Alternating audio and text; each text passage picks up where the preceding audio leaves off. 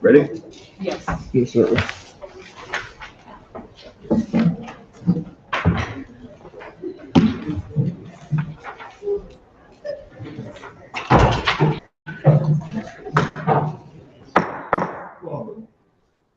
Good evening, everyone. We'll call this Legislation Committee meeting to order.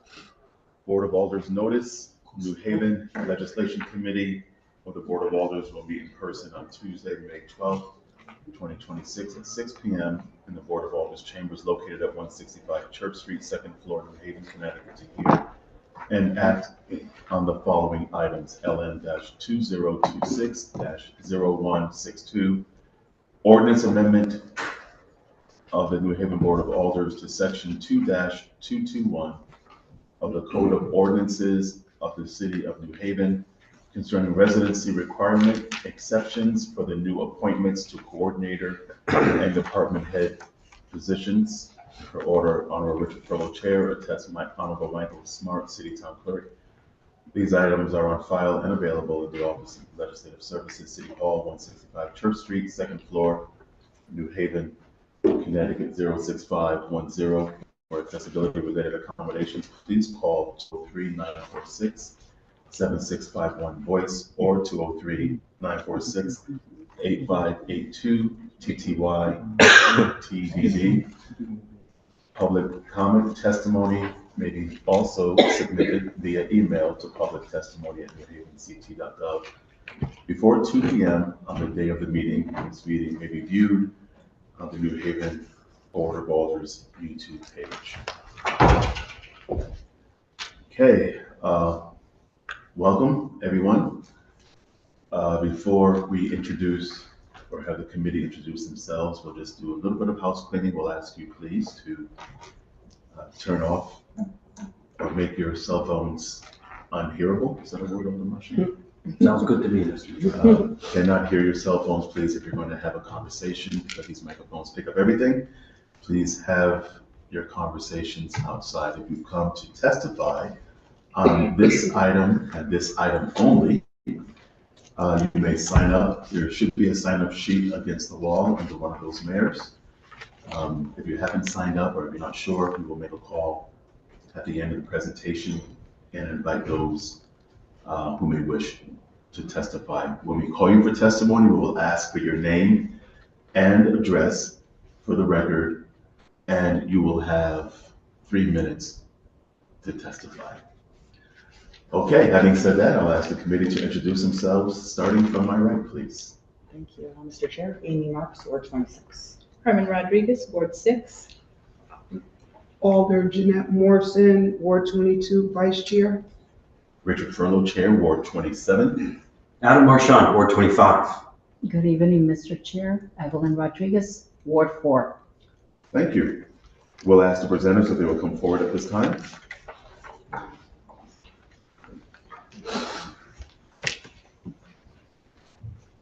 And you also will have 3 minutes. No, just joking.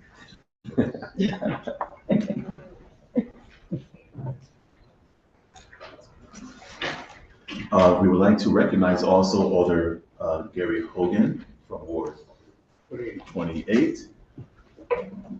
And if you are here for BZA, you're in the wrong room. That meeting is across the hall. Nobody's moving, so great. We're all here in the right building, right here. Thank you for coming tonight. Your name and addresses for the record, please. Sean Madison, 1279 Quinnipiac Avenue, 12th Ward. Susan Baldwin, 489 Central Avenue. Marcella Garcia, 16 Navarre Road, East Haven. Earl Giovanello, 600 Hawkins Road, Orange, Connecticut. You have the floor. Thank you very much, Mr. Chair. members of the committee. Here tonight to talk about an exception ordinance on department heads around elected status and residency. I believe we submitted a very simple deck to walk through. There are also page numbers on every single page. So, figure we have walk through a little bit of this, and you guys can feel free to ask us questions. The presentation's in 2 bits. The first part is talking about the process. You all passed an ordinance a few years ago around an exception for coordinators. Process isn't terribly indifferent in this new amendment, but I think it's good to remind people how that works. The second half is talking about reasons why these things are important for the city in being able to hire the best and the brightest that are available. So, I mean, starting on page 3, some positions like public financing, policing require specific, naturally competitive qualifications at times. We're in a tough market in competition with other municipalities, the state, and the private sector. Strict residency requirements have often deterred high-performing candidates from applying, and we'll get into some of those reasons why. And we feel the public interest is best served by the most qualified individual for the job, not necessarily the zip code they hold. Now, this proposed ordinance amendment builds off of a lot of the work that the board has done in the past. With the coordinator exception, work that you all have done on the executive management and confidential employees handbook, and improving that and modernizing that. And as well as this board has been very good about trying to make the salaries of city employees competitive with the rest of the market. This ordinance seeks to build, I believe, on that past work. So, specifically, this ordinance is designed to be case specific. The Board of Alders can grant the residency exception for a specific individual newly appointed to a department head. Mayor's role, the exceptions are initiated through a formal written recommendation from the mayor, and then that is to ensure that there's alignment with the executive branch's goals. The process itself begins with an internal request. The mayor submits it to the personnel director, identifying the appointee for the exception. It gets a certification from the personnel director that review criteria. They certify that they've met some of that criteria, and they send it on to the board. Board of Alders submission, the mayor transmits the certification and recommendations to the board. The board reviews and votes, conducts a final review and votes on the specific case. To ensure that the exception isn't used to bypass talent, the personnel director has to verify a few things. In terms of the outreach, looking for the job, formal finding of comparably qualified candidates were not reasonably available. They also have to, one other consideration is proof that the strict application of residency would significantly affect the city's ability to hire or retain a specified candidate. Process is merit-based.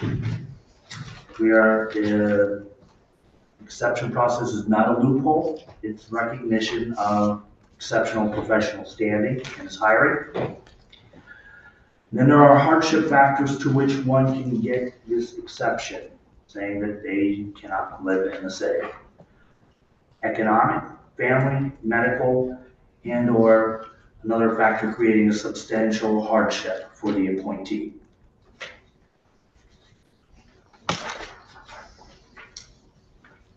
There are strict conditions. It's for the individual only. Exceptions apply only to an individual and a specific appointment.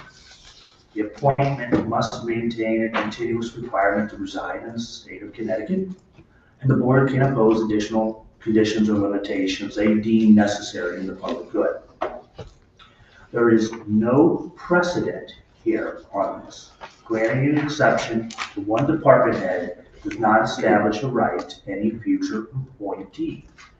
The board's judgment is presumed reasonable and proper under law, shielding the city from legal challenges regarding policy consistency.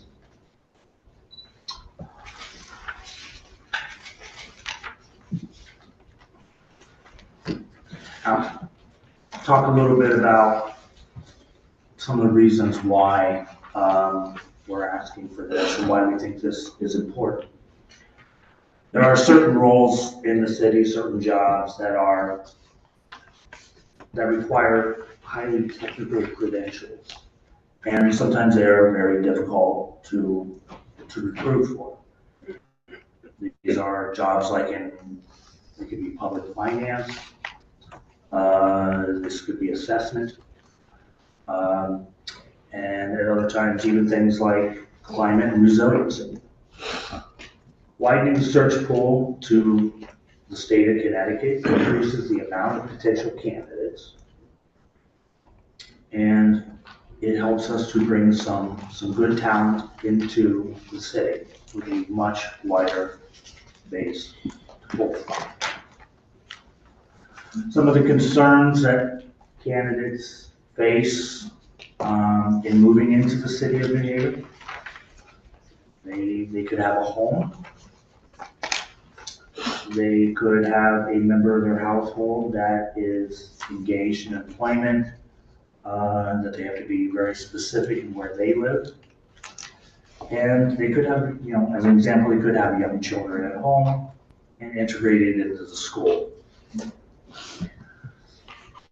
There are other communities in the United States that either have no residency requirements or have exceptions or waivers to them. And New Haven would hopefully look to do the same, while being able to both address the local spirit, but also secure good talent. There tends to be a cost to vacancy in that when positions are vacant for a long period of time, projects can fall to the sideline. It creates low department morale, and it's hard to have a longer-term strategic vision when some positions are vacant for a long period of time. And we have had periods of time when positions were vacant for a while because it was extraordinarily difficult to recruit for and find. This ordinance would also create basically a documented legal framework. The criteria would be written and certified. Alders have the final say, and specific criteria prevents arbitrary exceptions. Happy to answer questions and go into depth on some of the issues we've had on trying to recruit in the city of New Haven for some very specific positions. Happy to answer these questions. Happy that this is now before this body. Is there anyone else on staff like to add? I think it would be, because the recruitment is something that's listed here, too. And so we should hear something about recruitment. I know who you are, but the rest of the committee may not know. So if you could tell us the department that you. Sure. Again, Susan Baldwin, I'm the Personnel Director. And I'm Marcella Garcia, I'm the HR Manager. You have the floor. Okay. Anything like that. Let's see. I want to say that the goal is to get the right, best qualified candidates, and if we can enlarge the talent pool by seeking outside of the city boundaries, terrific. If we can encourage people to move here, that's also great. But I fear that we would limit, in some cases, our talent if we are only looking within. And please feel free to jump in. Okay, so I would say, I think the focus really should be on what services we can provide to the residents, not necessarily who is holding the job or what town they're currently living in, right? So at the end of the day, we want to make sure that we're fully staffed so we can support the residents of New Haven in the appropriate manner. But having positions open for extended period of times, yes, it leads to poor morale, which leads to turnover. We know this. This is not new for anyone that works, right? So, it's really important that we have the appropriate number of qualified candidates and that we're looking at just that, the qualifications. Can they do the job? Can they meet the expectations that we need them to meet? It is a very, very competitive job market. I'm sure everyone is well aware. And post-COVID too, even the amount of employers that are now offering flexible work arrangements and telework, which is not necessarily always an option for us, it makes it even harder for us to compete. So yes, we are competing with private entities, other cities, the state, everybody you can think of. And really at the end of the day, what we want to do is just hire the best talent who has experience, who can deliver the results that we need to deliver. And I mean, I don't live in New Haven, so you can just argue whether or not I'm doing my job, but I think I am. And I think it's really important that we're just getting the job done. I think one of the things to think of, and obviously we're from HR, we always look at that HR thing. When we look at performance management, we're looking at talent and accountability, right? That's how you drive performance in employees, including your department heads or coordinators and so on and so forth. So I think that's really where we want to focus on, but that's just my 2 cents. Could you talk to us more about the recruiting process? Yeah. Can you talk a little bit about how we go through that, where we post that, where we look for candidates? Before you do, let me recognize our colleague Yvette Hamilton, who has joined us today from the 24th Ward. Thank you. Currently, when we post a job, it goes out on Google Jobs. Most job seekers are looking on their phone or on their desktop. We would then, in specific cases, we'll be looking at associations or related organizations to tap. Say, if it's a financial position, we might post with the Government Finance Officers Association. If it's a planning department head, the American Planning Association, the Connecticut chapter of that. There's a Public Works Association.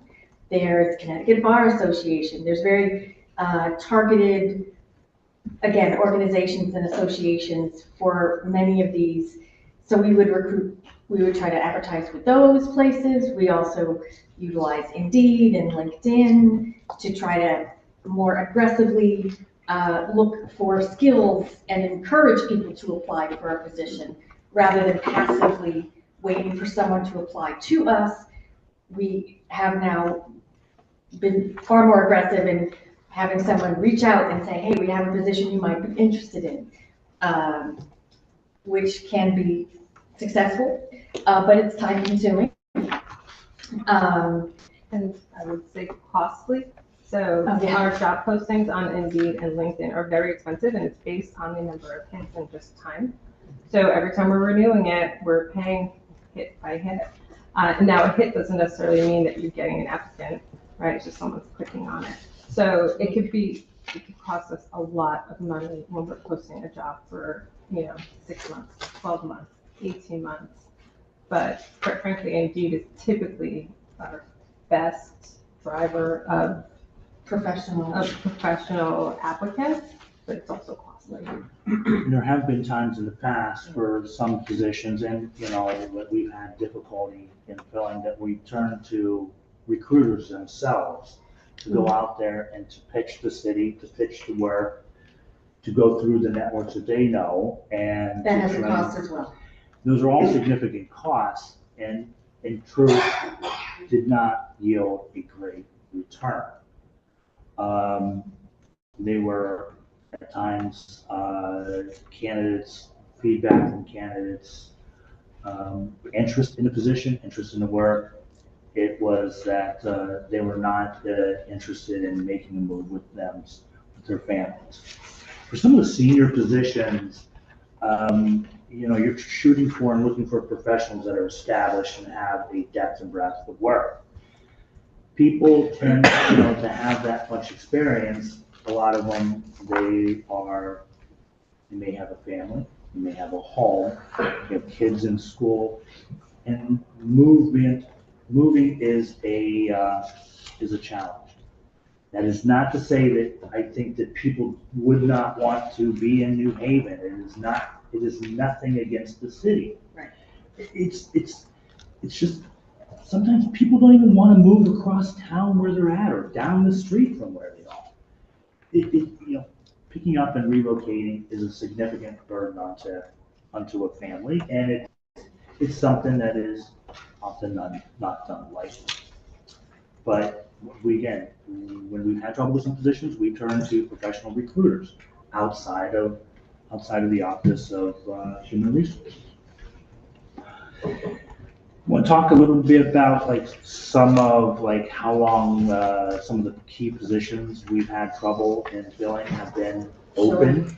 And I think it's also important to talk about, even when we do have applications up and what we get in, the amount of New Haven residents that wind up applying to these positions. Typically, for all positions in general, not just executive management, high professional, we run about between 38 to 43% on New Haven residents for all applications over a course of a year. I would say typically though, with some of these professional, anywhere, it's usually under 20, far under 20, in 20%, yeah. 1 in 5. In 2021, looks like we had the CAO's office open for over 10 months, and I would think we received under 10%, about 8% of candidates indicated that they were New Haven residents. There was one posting we had, I think, in late 24, where we had 0 people in New Haven. And we put on there in the posting that it is a requirement to become an elector, so it's not a surprise. So you would assume that the person applying has the understanding that that is a requirement. But that sometimes doesn't translate well to people. They think, oh, that's just something I can negotiate off, right? Because not everyone is familiar with municipal work. They think of it in a different professional way.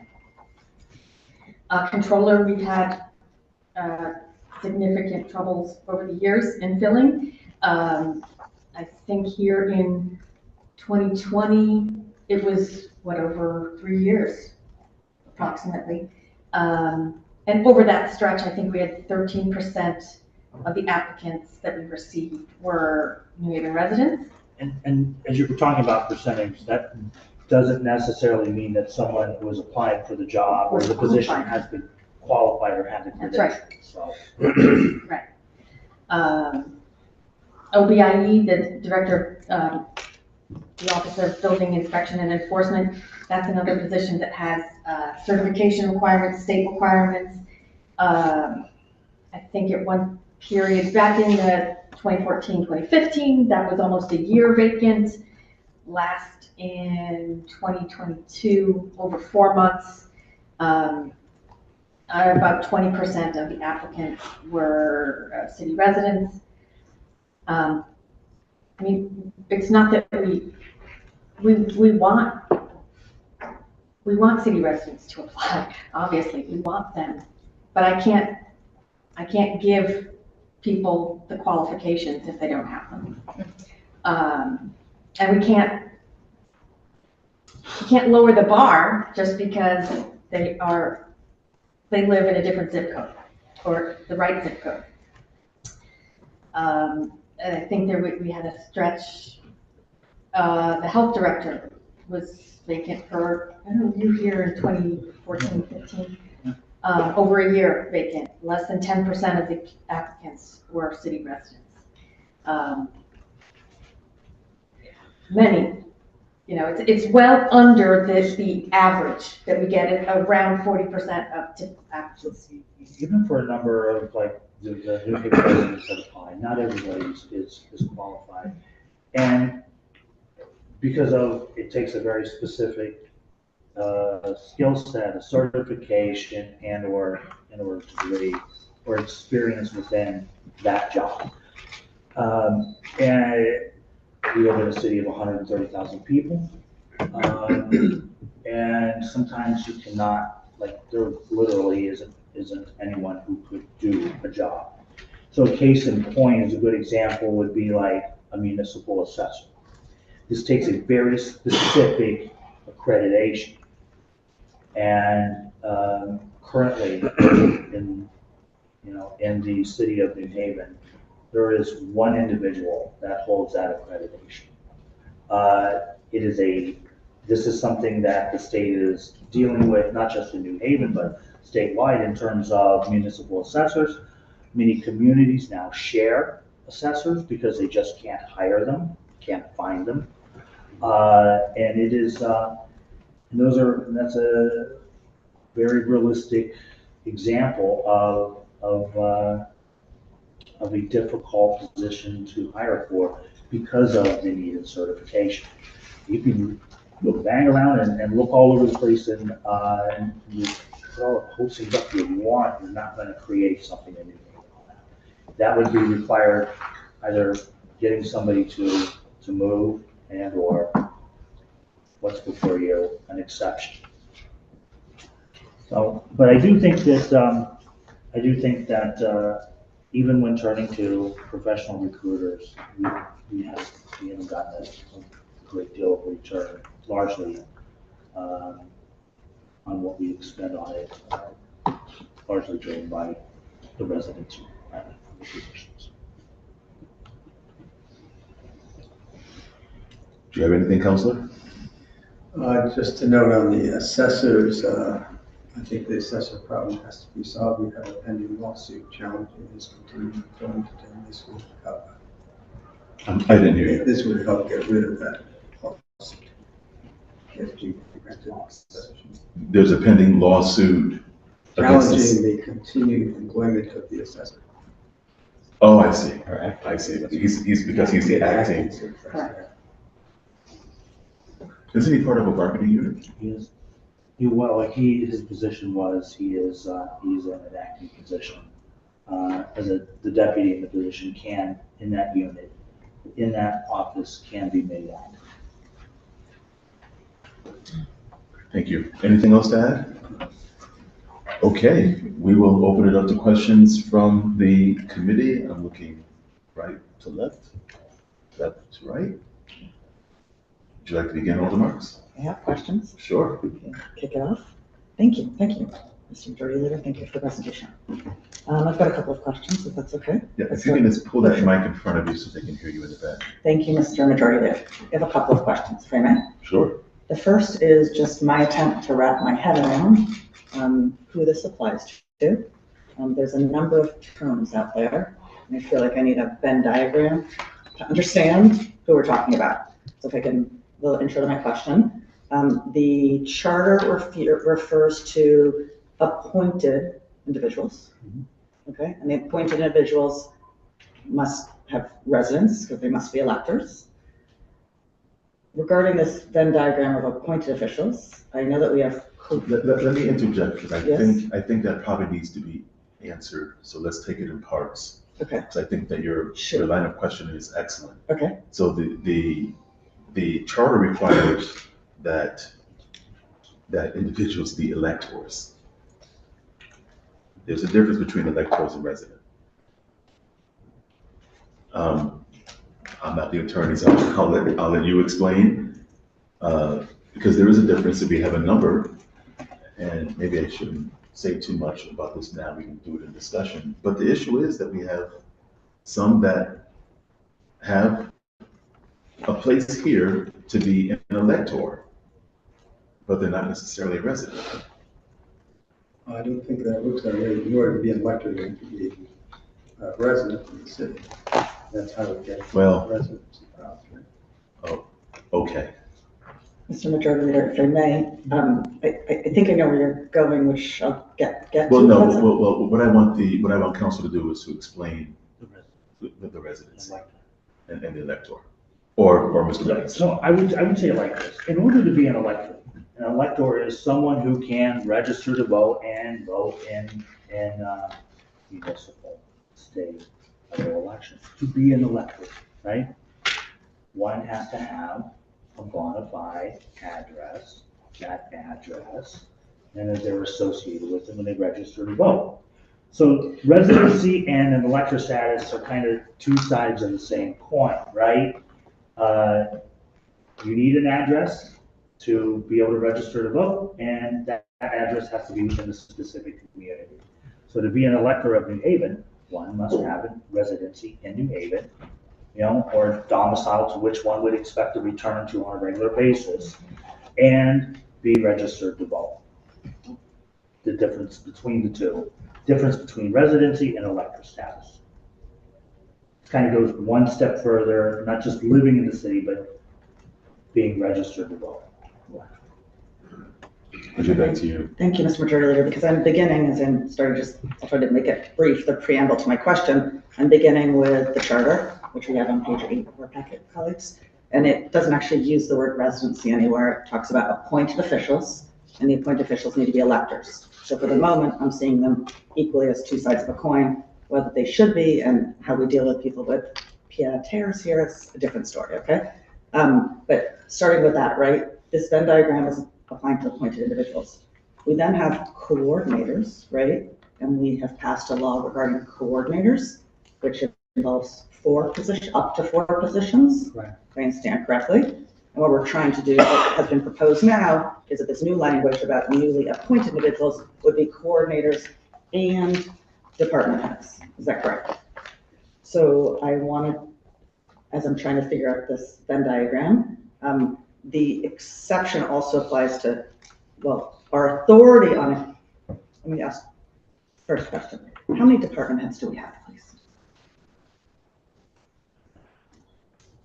Departmental appointed, I guess. Off the top of my head, I don't know the exact number. 20, 22, something along those lines. The department has. 22 is the guesstimate for the moment? Yeah. Do we have appointed individuals who are not department heads, please? Appointed individuals. I mean, Yes, Yes. anyone for the mayor's office. yes.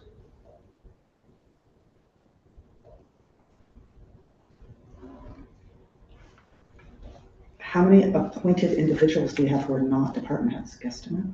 And corporation counsel, assistant corporation counsel, they're appointed by the mayor, but they don't have residency requirements. And I'm appointed, but I am not a department head. Right. But I do have a residency requirement as outlined in the charter. The charter refers to appointed individuals are required to have residency.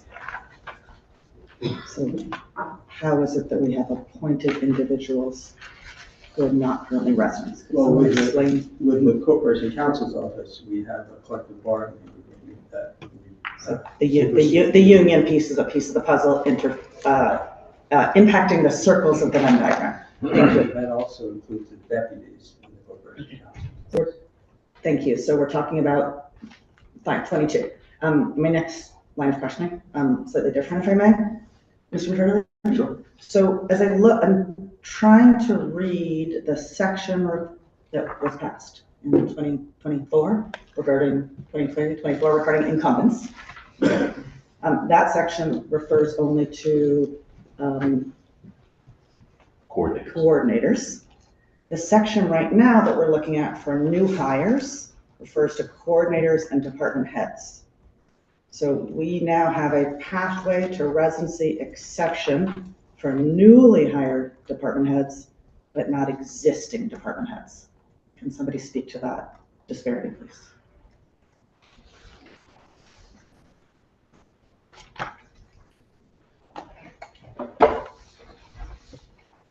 Repeat the question one more time. Shoot.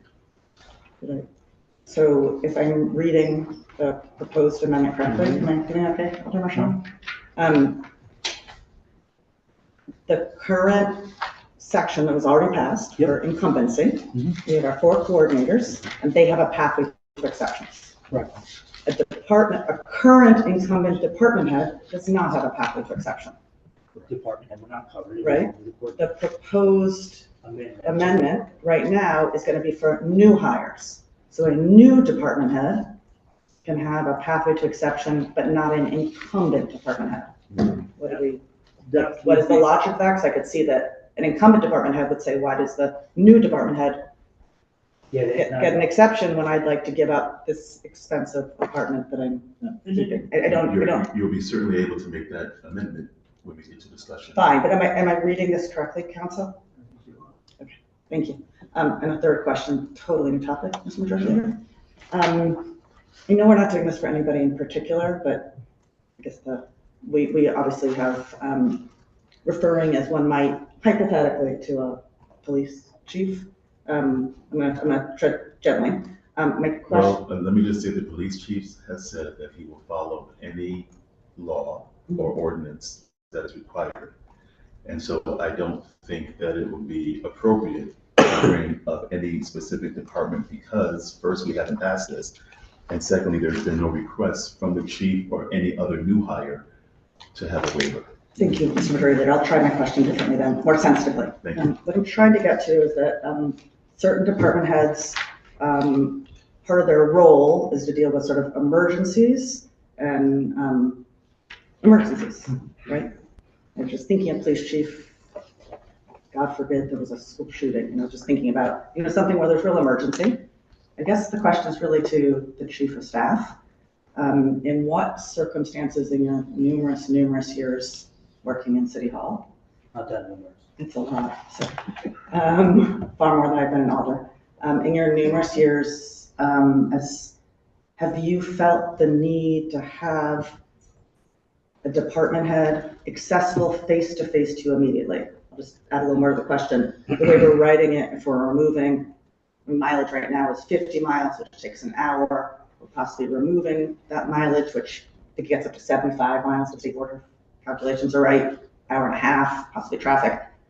In what circumstances have you, if any, needed face-to-face presence of a department head such that one would want them closer by than an hour and a half drive, possibly in traffic? Just to understand your needs. I mean, I'm not as sure chief the of staff. specific scenario of what you would be asking me in terms of at the moment where I need a department head standing physically in front of me. But I think one, like, emergencies could happen at any moment. We work very hard to staff up the departments. We also work very hard and have a lot of confidence in our assistant chiefs in both fire and in police. That, because a chief of police does not work 24 hours a day, 7 days a week, 365 days a year. I think we're talking about a chief of police. So let's talk about a chief of police. So. Well, I would really prefer you didn't. Okay. Because that's not before us and, it just wouldn't be appropriate. And in a particular public safety employee, right? I think on the marks we've got a good bench around our public safety leadership. Our public safety leaders don't work around the clock. They're not always available. They do take downtime. They are off on occasion. We encourage them to take some vacation so they don't burn out. It's really important. Somebody else is always up to that. I think, if someone and people during snowstorms, you could live in the city of New Haven and take a little bit longer to get to the other side, right? If you really had to be there compared to, maybe somebody traveling from East Haven's got it, a little bit faster getting into into the city of New Haven. They have a little easier path. It depends upon the situation. One, I'm not terribly concerned about it because again, we're always gonna have someone there in command that's been trained and that has our full confidence that they're gonna be able to make the right decisions. So do I have to have that person there? Gee, it's great to have the individual in charge always there, but I also know it's not that practical. Thank you, Mr. Majority, for indulging me questions. Of course. I'd like to also state just for the committee, because I think this piece is important, that the administration had submitted to the committee, to the charter committee, approximately 23 department heads that they wanted to have a waiver or an exception for. So this is more or less a continuation of something that we've been trying to pull together since our charter revision. And so I just want to make it real clear that this is not about one particular department. It is about all the departments that we've been trying to figure out what to do since our charter revision. And since we've made the amendment that we can, by ordinance, create an exception to the elector/residency requirement in the charter. Did I say that right, attorney? Yes. Okay, great. So I just wanted to just give that kind of background because to think that we're doing this for any specific department or individual is just not true. And I wouldn't support that. And so, anyway. Last quick question. Okay, I'll give you back the floor. Thank you. I just realized there was one more. Just with this Venn diagram, we talked about coordinators, department heads, there's deputies. And I think the appointed deputies are bound by the charter's rules about being electors, but we don't seem to have given a pathway to exemption for deputies. So can you speak to that, please? Under the charter review, coordinators, department heads, and deputies could all be governed under, in terms of the elector status, under an ordinance. The board passed an ordinance on coordinators. There is what's before this body is the item on department heads, and deputies are not covered under this. Could be covered by an ordinance there. This language does not speak to that. Some deputies are appointed. Some are subject. Are any subject to civil service? Yes. Yeah. Okay. Thank you. Like you would know. So some are subject to civil service, and some are in executive management, and some are in the union. Right. The ones that are in the union, again, they're covered and they already are not. There's no residency requirement for a deputy that's in the union. May I ask why the proposed amendment doesn't include non-unionized deputies? What's the logic of that?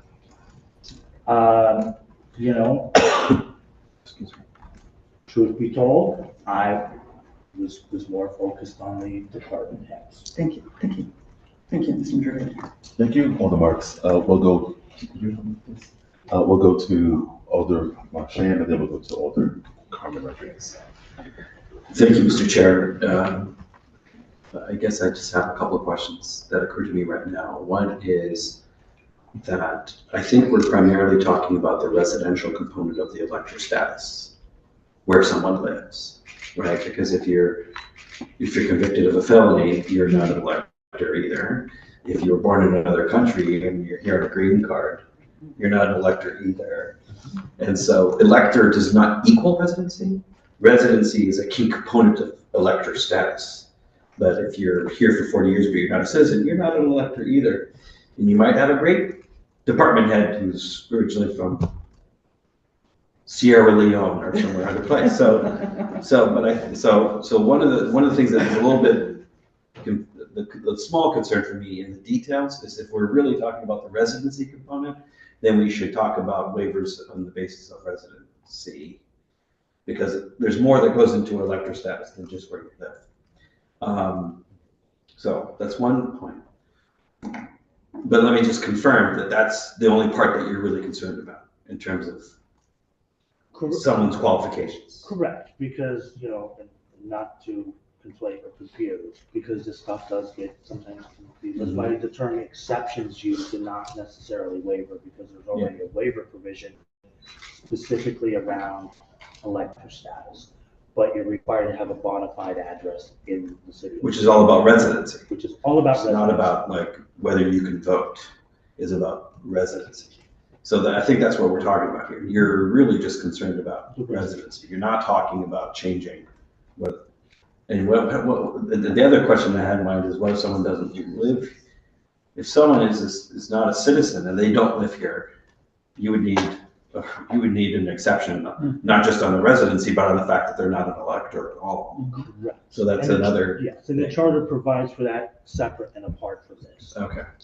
How does the charter provide for that? There is a waiver provision for, you know, for elector status, whether that be an individual's religious beliefs. Religious belief. Right, would be a good example Okay. on something like that, where they are not registered to vote, Right. but they live at, you know, on Chapel Street in the city of New Haven. Yeah. You know? So this would allow them to come before the legislative body, and the legislative body approves or disapproves of the request. So the intention here is just to deal with the residency component of that status. And so we're seeking exceptions for people who would otherwise meet the qualifications but don't meet the residency requirement. For coordinators, newly appointed coordinators and department heads, you could potentially say coordinators, department heads, deputy department heads who are subject to the residency requirements, if you wanted to be more inclusive, I suppose. But just, okay, so that's the first thing I wanted to ask about. The second thing I want to ask about is the wording is a little bit different, but very similar between the incumbent coordinator language and the redlined, newly appointed coordinator and department head language in terms of what the process is, what the steps are, and what the factors are. And I was trying to read back and forth to see if they're identical. And in my tired brain, because they were formatted differently, it was hard for me to do that because one is a paragraph, the other one is like bullet, bullet, bullet, bullet, which is actually a lot easier to read. So I want to ask the drafter of this, which perhaps is our attorney here, what are the differences, if any, between the pathways, the steps between the incumbent coordinator exception pathway and the newly appointed coordinator and department head pathway, and are they the same factors and criteria that have to be met, or are there some differences between the two? Like, for example, did you just cut and paste and improve the formatting, or did you come up with some new stuff? I wasn't drafted this, Oh, okay. but. Okay. Well, you can still talk about it. You can still talk about it. I mean, I can read it. The drafter may have more to say in a few moments. To the best of my ability, Alder Marchand, it follows the same criteria as the incumbent. If there is any difference, then it should be amended. Thank you, sir. That was the intention. Yes, sir. Same steps, same factors, same criteria. Yes. Okay, thank you. That's all I have for now. Thank you. Thank you, Alder Marchand. You're all set. Okay. Alder Evelyn Rodriguez, Thank you. and Judy, let's pull that mic towards you. I want to say thank you for bringing the awareness that there are many positions that could be filled if this residency exception, if it was not. However, I am concerned that we have to ensure the safety and well-being of our residents, police, fire, the mayor of the city of New Haven, chief administrative officer. These are all very significant individuals that play significant roles 24/7. They may not be hired or given a salary to that level, but the expectation is there should a crisis occur. Also, our emergency operations center, the Board of Education superintendent. These are all individuals that are really, really significant. So I can understand why we have this requirement in our charter. And I do understand the urgency of us looking at it and reviewing it and improving it at this time in our history in New Haven, Connecticut. So as we continue to work together at the language, because that's really what we have to work on. And I do understand that the Board of Alders the power still remains on the Board of Alders with the new changes that would occur, so that it will still be a case by case in terms of the individuals. I would hate for us to lose out on an individual that has been prepared, has gone up through the ranks in the city, because one of the things that we've been doing in New Haven is trying to improve our departments in terms of upward mobility. That should one of our star individuals that could be really, really supportive and helpful to the work that we're doing in New Haven, that we could lose out on that individual because of whatever good reasons they may have to relocate. So my question stems around, have you identified the critical reasons why this exception should be reviewed and reconsidered on the case by case, but specifically in those positions that I mentioned? Thank you, Mr. Chair.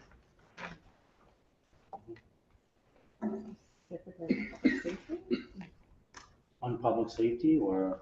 I mentioned police, fire, mayor, chief administrative officer, assessor, and controller, Well, the mayor emergency has to live operations, in- and board of education. The mayor has to live in the city for sure. We're not gonna give an exemption to the mayor. I don't think we're gonna ask. So that if maybe through the chair, maybe the administration could provide something clearly showing why it is critical and why it would be okay for us to review that exception and consider it. Thank you, Mr. Chair. Thank you, Alder Rodriguez. I think you can answer that now. Yeah, I mean, I think what you're talking, what you also mentioned about people coming up within the ranks is really important. I can't tell you over the years, in my little bit of experience in government, the number of amazingly qualified individuals that were deputies, and were in a union, that would have been great department heads, but over their time in career as a deputy and working as a rank and file member of the union and the department, they lived outside the city, and they weren't gonna be able to move back in, couldn't be considered for the roles. There was more to the good on an effort like this than to the bad. And I think it's important what you're saying, because I do think that with this, I mean, there are, 80% of police, are union police union members inside the district. 80% of teachers, our teachers in our schools live outside the city. 70% of firefighters in New Haven live outside the city. 60%, 3144 members live outside the city. We have, I think as, as those individuals are making their ways up the rank and they're building experience, and I think this tool here in front of you is a huge benefit to building that bench. Because again, they make life choices when they're a little bit younger, stick around for a long time, buy a house in another community, hard to give it up. Then when you have that opportunity, it opens up, a lot of times you have to pass on it. this stuff will help on some of those cases. So I really appreciate that question. Thank you, Chief of Staff. Thank you, Mr. Chair.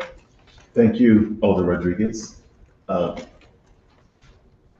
Vice Chair, I want to call you President Pro Tem. Yeah. Yes, thank you. So, my question is, in regards to the recruitment, right? And I know it has to be frustrating. You gotta wait 3 years to find a person, 10 months to find a person, all this time. So if if this were to pass, and, one of the things that you talk about here is an expectation whether the city conducted reasonable and documented recruitment process, including, these different things. Now that you have, say that this passed, now that you have this tool, what would be your cutoff? So if it took you 3 years to get a comptroller, for example, right? So now you're saying, okay, after 6 months, we tried, we did this, we did that. Now we're going to look at, Joe Blow came in on month 8. And he's from Avon, Connecticut, right? Is that where it stops? You see, and I know this question, I'm asking this question, and it has to be, it would be hard to answer, because if you had to go through a process of looking for a person for 3 years, how do you know when to say, oh, do you say it in 6 months? Do you say it a year? Do you say a year and a half? Because as a board, because we are now, if this were to pass and this this exception came to us, and you might say, well, we tried for 7 months to get a comptroller and we couldn't find one. My first question is going to be, well, you tried for 3 years prior to this rule, so what makes it okay now to cut it off here? So how do you propose to address that? Because the piece that I'm nervous about, like, I know we need tools, right? We have a big world out here. There's big competition in every type of job. But when do we know that we've really extended ourselves for that new behavior person? And now we're like, okay, we're going to use the person from Hartford, because it's just been time enough. And again, in your presentation, you talked about how not having something like this becomes a barrier to getting things done. And so I don't know if you can answer that, but I'm interested in seeing how you're thinking about that. So I would say it's always a case-by-case basis, right? It really depends on the role, the certifications, licensing required, things like that. I would say anytime the job is open for more than a month, it's already too long. These positions are key positions, right? They're critical positions to city operations. So it's never okay to have a position open for 3 years. It's not okay to have a position open for 3 months. I mean, something is breaking down once a position is open. If you have someone acting, you're taking that person from their other role. So somewhere along the line, you always are short-staffed. And when you're short-staffed, I mean, there's potential for things to break down. There's potential for things to be overlooked. That's not what we want, right? So, it really depends. If you need a specific license for something, it could take a longer time, even without the residency requirement. And from a recruiting standpoint, even from our normal job postings, we typically start with a time frame, but then based on the number of candidates, we decide whether or not we have to extend the job posting. Do we have to now recruit in other locations? Do we have to become more specialized in our recruitment? We don't always know, and it really depends on who's available at the time, who's looking for a job, because not everyone's always looking for a job, right? And who's got the skill set we need. And I think it's important to note, removal of the residency requirement isn't preventing any New Haven resident from applying or being considered. We just want as many applicants as possible so that we can pick the best from the best. So I will ask, so like, to me, if generally speaking, it takes, because that's one of the things you hear about, right, in the city. It's just like some other employers out here in the community. It takes you 8 months to a year to onboard to get a job, right? And you said a month is too long, right? From your perspective. In this type of situation though, because the goal is to get a New Haven resident in these particular jobs, do you think in looking at, considering, the mayor saying, okay, look, it has been 6 months, is that like bad? From your professional perspective, is that bad? Because, Not ideal. It's not ideal, it's bad for morale. yeah. Uh, And so just speak to that. and it's a strain on It's a strain on the department, on the that's, staff. that's picking up. Like I said, yes, you bump everyone up in an acting role or a covering role, and you can pay differentials and you can do all of that stuff, but it doesn't change the fact that somewhere along the lines, there's a shortage somewhere, because we cannot hire to fill any budgeted position if it's currently filled. So unless we're using temporary staff, which we're not gonna do in these roles, right? It's not like we can hire temp. We're just short-staffed.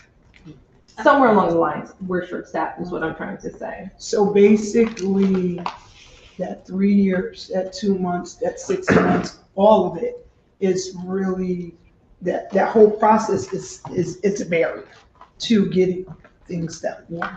And so, okay, I guess when I look at this line, this second line where it says, the city conduct a reasonable and documented recruitment process, what scares me, I haven't looked for a job in a very long time, but my daughter tells me, you just go on Indeed and you can get your job, right?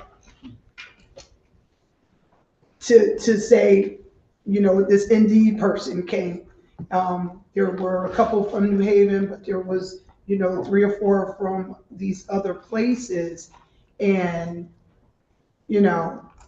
those New Haven people didn't work out. Now it's a month, gone by, and you're really trying to fill this position because that whole domino effect that you just talked about, you want to be able to fill in other positions.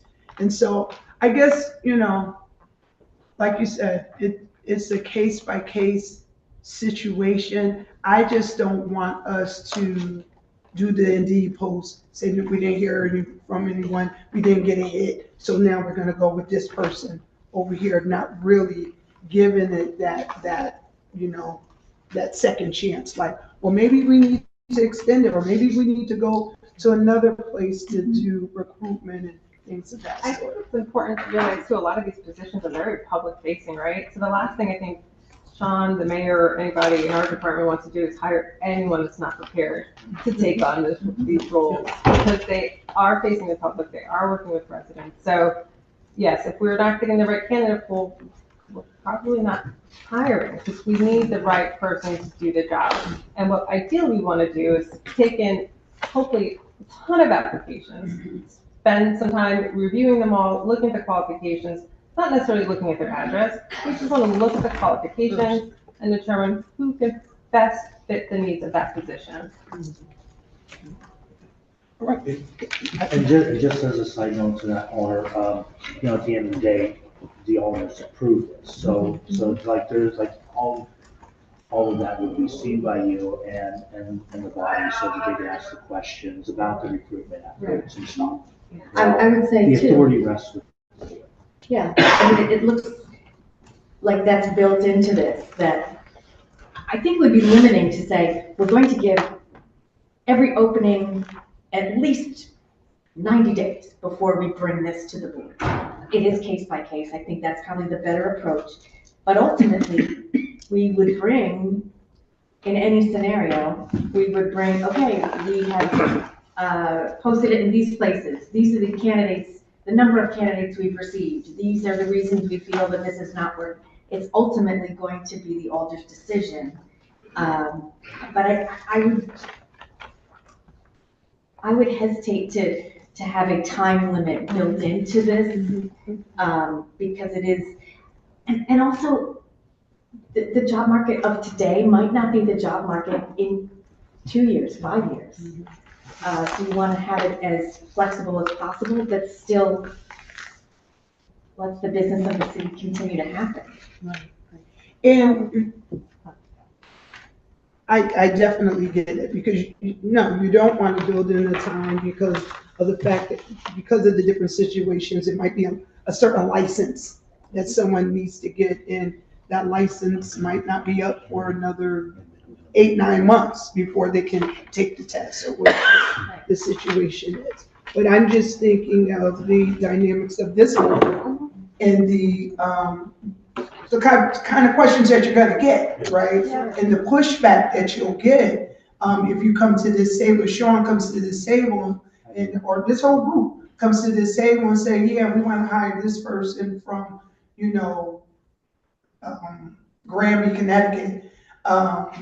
And because, yeah, it's been about 2 weeks and we haven't got any hits. And first thing we're gonna say, 2 weeks, well, maybe somebody from New Haven didn't see it. What other things are you doing? So that was my question, but I think as you testified, that it has to be a case by case situation, and to put those kind of restraints around that as far as a time limit, it really can put you back to right where you are now, a barrier in hiring and getting the work done. And we review the job postings and the applications daily, weekly. We have an internal meeting once a week to review our status and everything. And at week 1, we're already finding out, oh, we haven't gotten an application. Now we're looking to see if we have to advertise it elsewhere. So these are being tracked throughout. It's not like we leave the posting open and then at the end of the 2 weeks, we go to see, okay, who applied? I mean, we are tracking throughout, and we are flagging for departments where we're not getting any applicants, because many times, because of the specialization in some of these roles, we're asking the departments to provide us with some of the specific industry field types of sites that we could potentially post on. So they're being monitored and tracked throughout. So we're flagging way early, hey, we're not getting applications, we need to do something here. And I guess the piece that I was speaking to, and just looking at, you know, say the 1 month time frame that you went through, the fact that you just said there's a tracking process, right? So there's a whole litany of things that you would be able to come to this board to say, look, we've done these 50 different things over the course of these last 3 weeks, and we really need to get someone in this role so X, Y, and Z can happen. I think that will give you the stuff, the covering that you need to show effort. Going back to number 2 in regards to effort. Okay. Well, thank you. I appreciate your answers. Okay, so what we're gonna do is we're gonna just go to Alder Carmen Rodriguez for the last question of this round. And what I would ask, if you are able to, as many of you that are able to, if you would stick around, because we may have, if you're able to, we do have some clarifying questions regarding some of the language on the ordinance, to make sure that's right. But I do want to get to the public, and I think if we were to continue, the public might grow weary, so we want to be able to hear from them.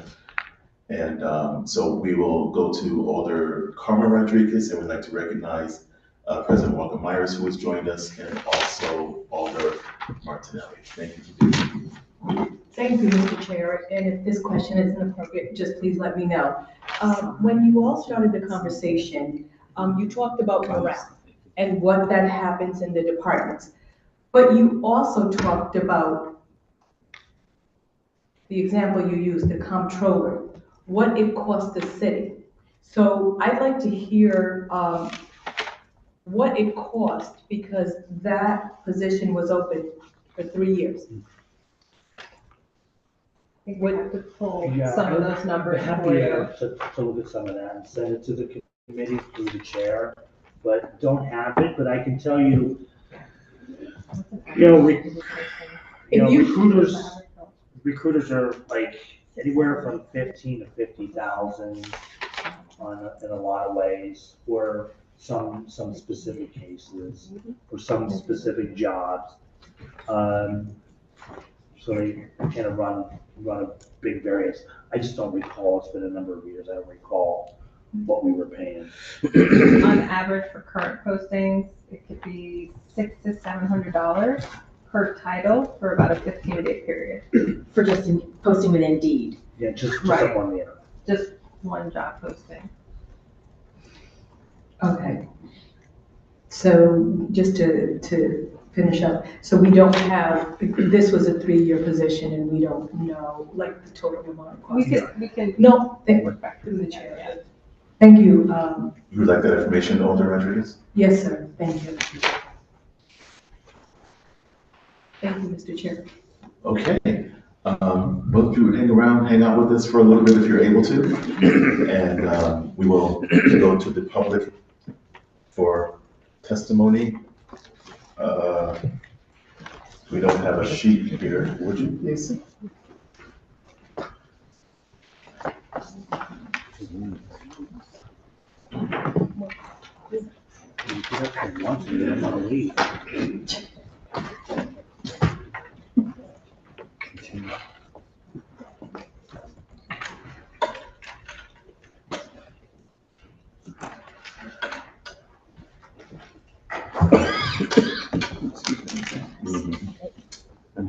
Okay, I'm gonna call the person up and then I'll also call the name after the person, so you'll be ready.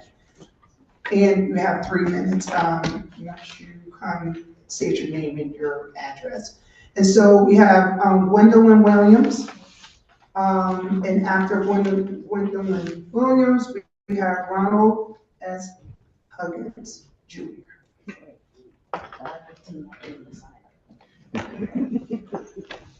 Thank you, Amy. Use your name and address for the record, please. Sure. Dr. Gwendolyn Williams, Artisan Street in New Haven, Connecticut.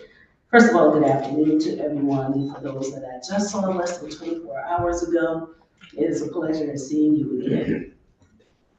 I would like to take this opportunity to say thank you to the Legislation Committee for beginning the courageous conversation regarding the residency requirement for department heads and coordinators.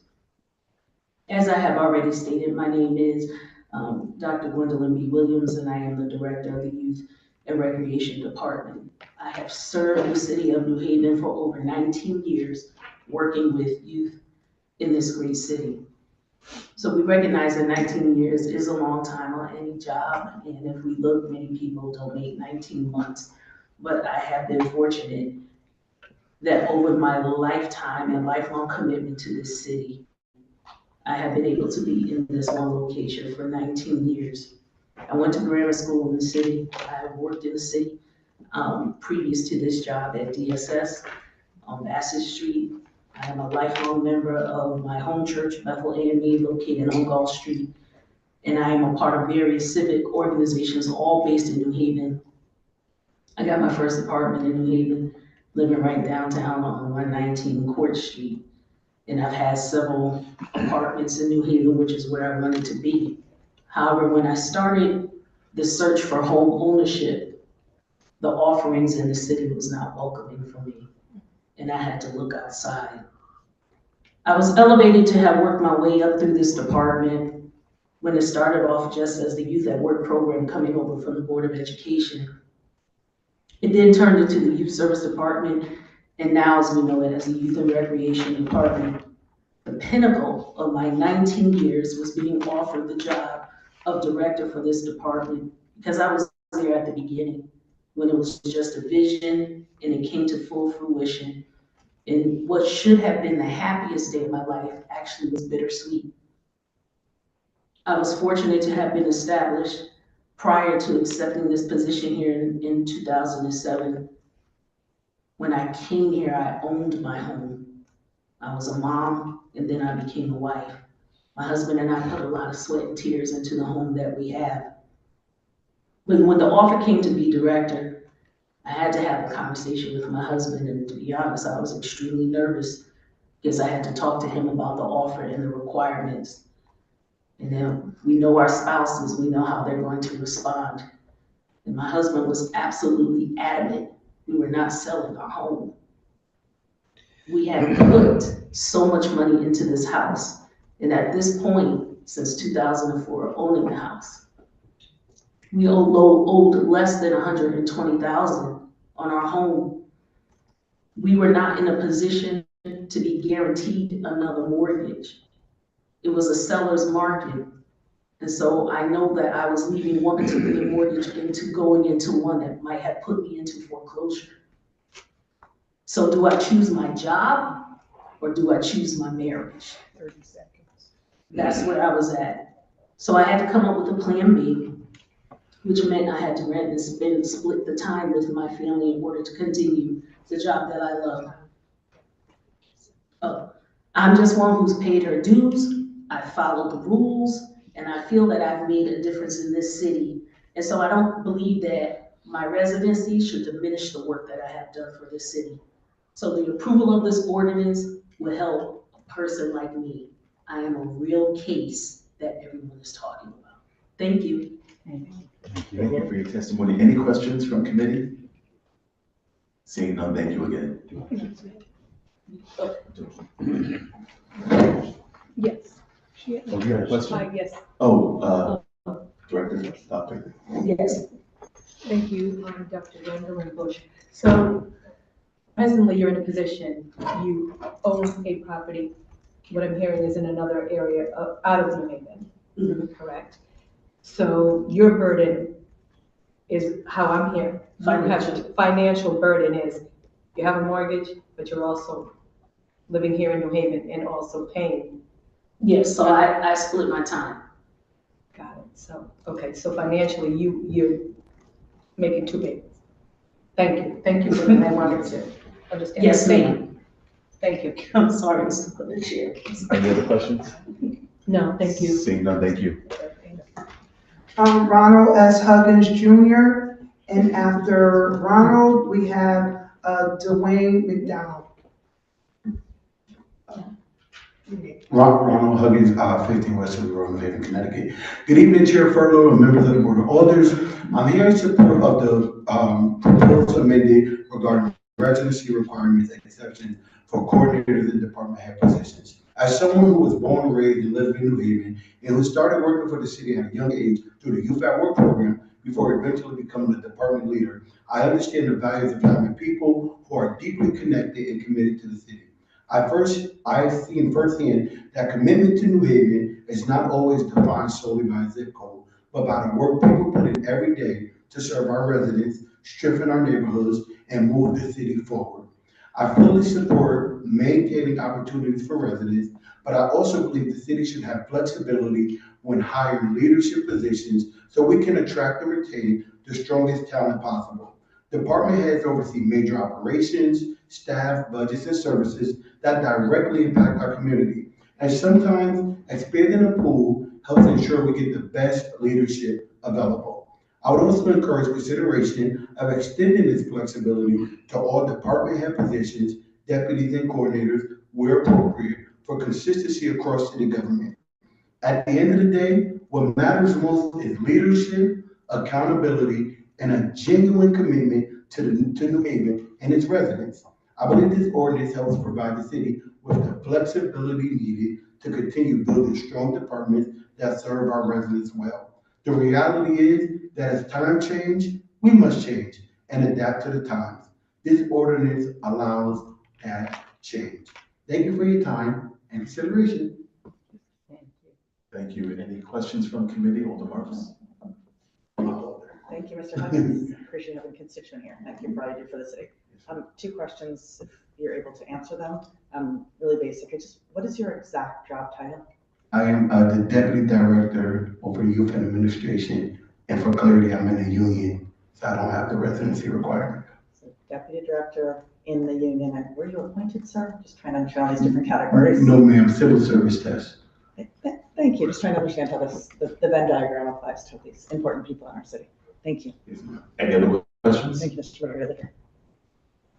All those who are in the union do go through civil service. They have to be tested before they can have some kind of testing right before you can get the job. Yes, sir. Great, thank you. Thank you, Mr. Rodriguez. Thank you. We have Dwayne McDowell, and after Dwayne, it's David Acosta. Good evening, sir. Good evening. Good evening, Alders. Hope everyone's fine. Doing well. Your name and address for the record, and you'll have 3 minutes. Sure. My name is Dwayne McDowell. I'm a homeowner that's in New Haven, Fairhaven, 62 Market Street. And I've owned the house since 2000. As far as residency is concerned, I'm borderline, but I'm leaning more, as I hear more and learn more about it, I'm kind of against it, because you look at how it's been trying to fill those positions because of the residency. How many qualified people have we lost that could do the job, but because of the residency, they won't take it, which means a lot of them will probably have to move their homes, buy a house, move their furniture, and uproot everything else. That puts a financial burden on them as well. Guess I'm closed up with just working in Manhattan for 28 and a half years. If my employer had put a residency requirement in, I would have quit that day, because I will not do it. Somebody else can do it. I think we believe without the residency requirement, I feel we're getting good people. Thank you. Thank you. Questions from committee? I have a question. Just to clarify, you are against what we're proposing here, or you are for? Because I was a little, it sounded like you said you were against, but then the language you just spoke to. Right, Sound like the waiver you're part, I can understand. It's just the requirement that you have to live in the city. And that's looking at, going back to the past, where you have to live in the city, you lose a lot of good people that would take that job. And I understand with the waivers, how many people, even with the waivers, are gonna consider that enough for them to take the job. So that's kind of what I was going at. So I'm just gonna say, you're for this proposal? No. You're against this proposal? Okay, because your testimony was opposite of No, what I you just understand, said. but I have to look at the whole picture, so when I weigh it all, Okay, Thank you. all right, thank you, thank you. everyone have a good night. He's for it. He's against residency requirements. Mr. He's for it. Augusta? Mr. David Augusta, after David Augusta, we have Rebecca Bombero. Good evening. Good evening. Thank you. My name is David Augusta. I live at 431 Orange Street. Equality is a very simple concept. Either A is equal to B or A is not equal to B. When the discussion is about employment, A really needs to be equal to B. Although Mark's brought up this is not fair to current department heads. If you start doing this now on a case-by-case basis, all the arguments that were made in favor of this apply to current department heads. They have partners whose employment options may be limited because they can't move, halfway between New Haven and where they have a job offer. So this is simply just not fair. The special problem that you have is that the most recently appointed department head is a Black woman. So if you do this on a case-by-case basis, and if we pretend that this isn't about a particular person, if the next person that you grant the exemption to happens to be a white man, then you will have created a disparate situation in which a white male department head has a right that the recently appointed Black female department head does not have. If the life circumstances of a Black female department head change, what is the city going to do? Terminate that employee for not meeting the requirements that the white male department head doesn't have to meet? You can't do this on a case-by-case basis. You have to do this so it applies equally to all department heads. Some of them have to deal with me, and if they want to move to a quieter, more serene location, they really should be able to do that. So that's all I wanted to say. find a way to do this equally. Thank you. Any questions? Alder Vice Chair Morrison? I'm gonna ask you the same thing. Are you against this proposal or are you for this proposal? I am in favor of getting rid of this requirement entirely. It places restrictions on the partners and families of city employees. It limits their job opportunities. If, I don't know, if their kids have some reason to live in another town, they should be able to do that. I'm in favor of just getting rid of the stupid requirements. So you're in favor of what we're proposing to get rid of the residency requirement? As long as it's universal and applies equally. I am against doing this on a case-by-case basis because you're heading down a minefield. If you do this, then what happens if the next two appointees who are at this reception are white guys? You have black female department heads who do not have the right. At what point does it become discriminatory? Okay. You know, discrimination doesn't require intent. It just requires a discriminatory condition. And so I want to make sure that we do this in a way that avoids creating discriminatory conditions. Okay. You have a question as well? Yes, Mr. Bessel. Yes, Alder Marks? Thank you. Thank you, Mr. Majority Leader. I just respect your opinion and your presence here. If if the proposed ordinance were amended such that the current department head is treated the same as the new department head, are you supportive? Yes. The reason why I ask is you've also criticized case-by-case analysis, which is a different piece of it. Can you just clarify that? The only way to do this equally is to apply it universally to existing department heads and all new hires. Thank you, I appreciate your. And if that requires a charter revision, then you could grant an extension on the time that everyone new hires has to move and follow the process of revising the charter and getting rid of this exemption. Thank you, This Mr. requires- Majority. Thank you, Mr. President. Thank you. Thank you. Okay, Rebecca Bombera. After Rebecca, it's Patricia Sound.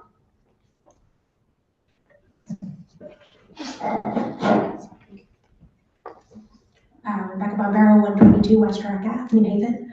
I'm here to enthusiastically support the amendment to the ordinance that will allow for waivers of residency for our department heads and coordinators. I am a former department head. I was a resident when I became a department head. I'm still a resident. I have been deputy coordinator for the last 6 years. In that time, I have filled many of these vacancies, including that of coordinator, and have served on many of the recruitment committees and interview panels for these positions. When we put a residency requirement, it drastically limits our applicant pool. People self-select out of applying to such positions based on those life circumstances. I know I have no intention of moving because I hate the concept of moving, and I have a phenomenal interest rate. I also have lots of friends that want to be staying in the city right now but can't find housing. It is a very difficult housing market, and people have very specific requirements that they need to meet their life situations. And sometimes that leaves them outside of New Haven because they have spouses that work far away or kids in a school system that don't want to move. We've interviewed people from throughout the country. When you're doing a national search, it's easy to say, okay, you're going to move here, so you're going to live in New Haven. But when you're interviewing a candidate that lives 25 minutes away, has lived in that house for 30 years, has kids in high school, getting ready to graduate, how do you ask them to move? And, you know, it's hard to make that sale to candidates. So enthusiastically support this. Please reduce the amount of time I have to fill vacancies because as the HR department said, you don't do a good job at either job when you're filling those vacancies. It's hard to chart a path forward with your departments and affect change or do new projects when you're in that interim situation. Happy to answer any questions. Any questions from committee? there's one more thing I wanted to add. As a department head, you're not always in the city. I can think of a number of emergencies where I was visiting my sister in Southbury and we had a car drive through the Stetson Library. I wasn't in New Haven at that time, but had to respond, or at a graduation party for my cousin in Shelton, tree fell on a car, you know. Those are the things that happen every day. I once had a vehicle going off in the park's driveway. I was in my house in Westville, but my employee in Hamden got there quicker than I did. We have cell phones now. It's not like landline Yeah. years ago. Thank you very much for your testimony. Thank you for wearing so many hats. Next, thank Thank you. Patricia Solomon, and then after Patricia is Lily Chambers. Who's Chambers? Good evening. Good evening. Good to see you. Your name and address for the record. My name is Patricia K. Solomon, 434 Dixon Avenue, New Haven, Connecticut. I have been a city employee for nearly 39 years, coming July 18th. This is the third time that I've seen this charter revision being presented. I will say now, I am in support of it. I'm going to take off my City of New Haven hat and talk specifically because I work with the finance department. You cited the controller position being vacant for 3 years, but I think if you look internally at the organization structure and some of the things that may have occurred, that time frame did not necessarily have to be. I think that while I am supportive of this, as a resident, that I have concerns about the pathways for all. I have concerns about how we have recruiters and what type of selection process do we go through to get these recruiters? What kind of time frame did we put on their contract? How much dollars? Was it done by an RFP or an RFQ? Those are questions that I have concerns with. I also wanted to say that while I'm in support of the residency requirement, I think that there needs to be more clear guidelines as to what the Board of Alders needs. And yes, you talk about the mayor giving the recommendation, the certification from personnel or civil service, in some cases, maybe even civil service. You talk about department heads, deputies. Some departments don't have deputies. The controller's office does not have a deputy. Okay, so you need to, I know I probably got a minute left, but I want to say that one of the things that you really need to do is to actually look at the structures of some of the departments, look at some of the requirements that you're asking, some of the certifications, and maybe you need to reach out to more professional organizations other than just limited. You need to be able to go cross-board more along minority lines. I will say, and I probably will embarrass him, Michael Gormany, the controller, was one of my interns. Okay, I will tell you that the acting assessor was one of my interns, as well as the purchasing agent. And so out of the three, two have the residency requirements. And while they came up through the ranks, from being interns to becoming very professional, and I'm very proud of them. I'm very proud to have known them and to have actually, hopefully they'll say that I've mentored them in some ways. And they've come up to the ranks, and they have actually been shortchanged by the residency. So in that case, I will say I am in support of the residency because here are people that are part of the community, they were raised in the community, they're very active in the community, and they have an issue by not living in the community. You can go across the town lines, yes, but you know what I'm saying? My time's up. Okay, my time's up.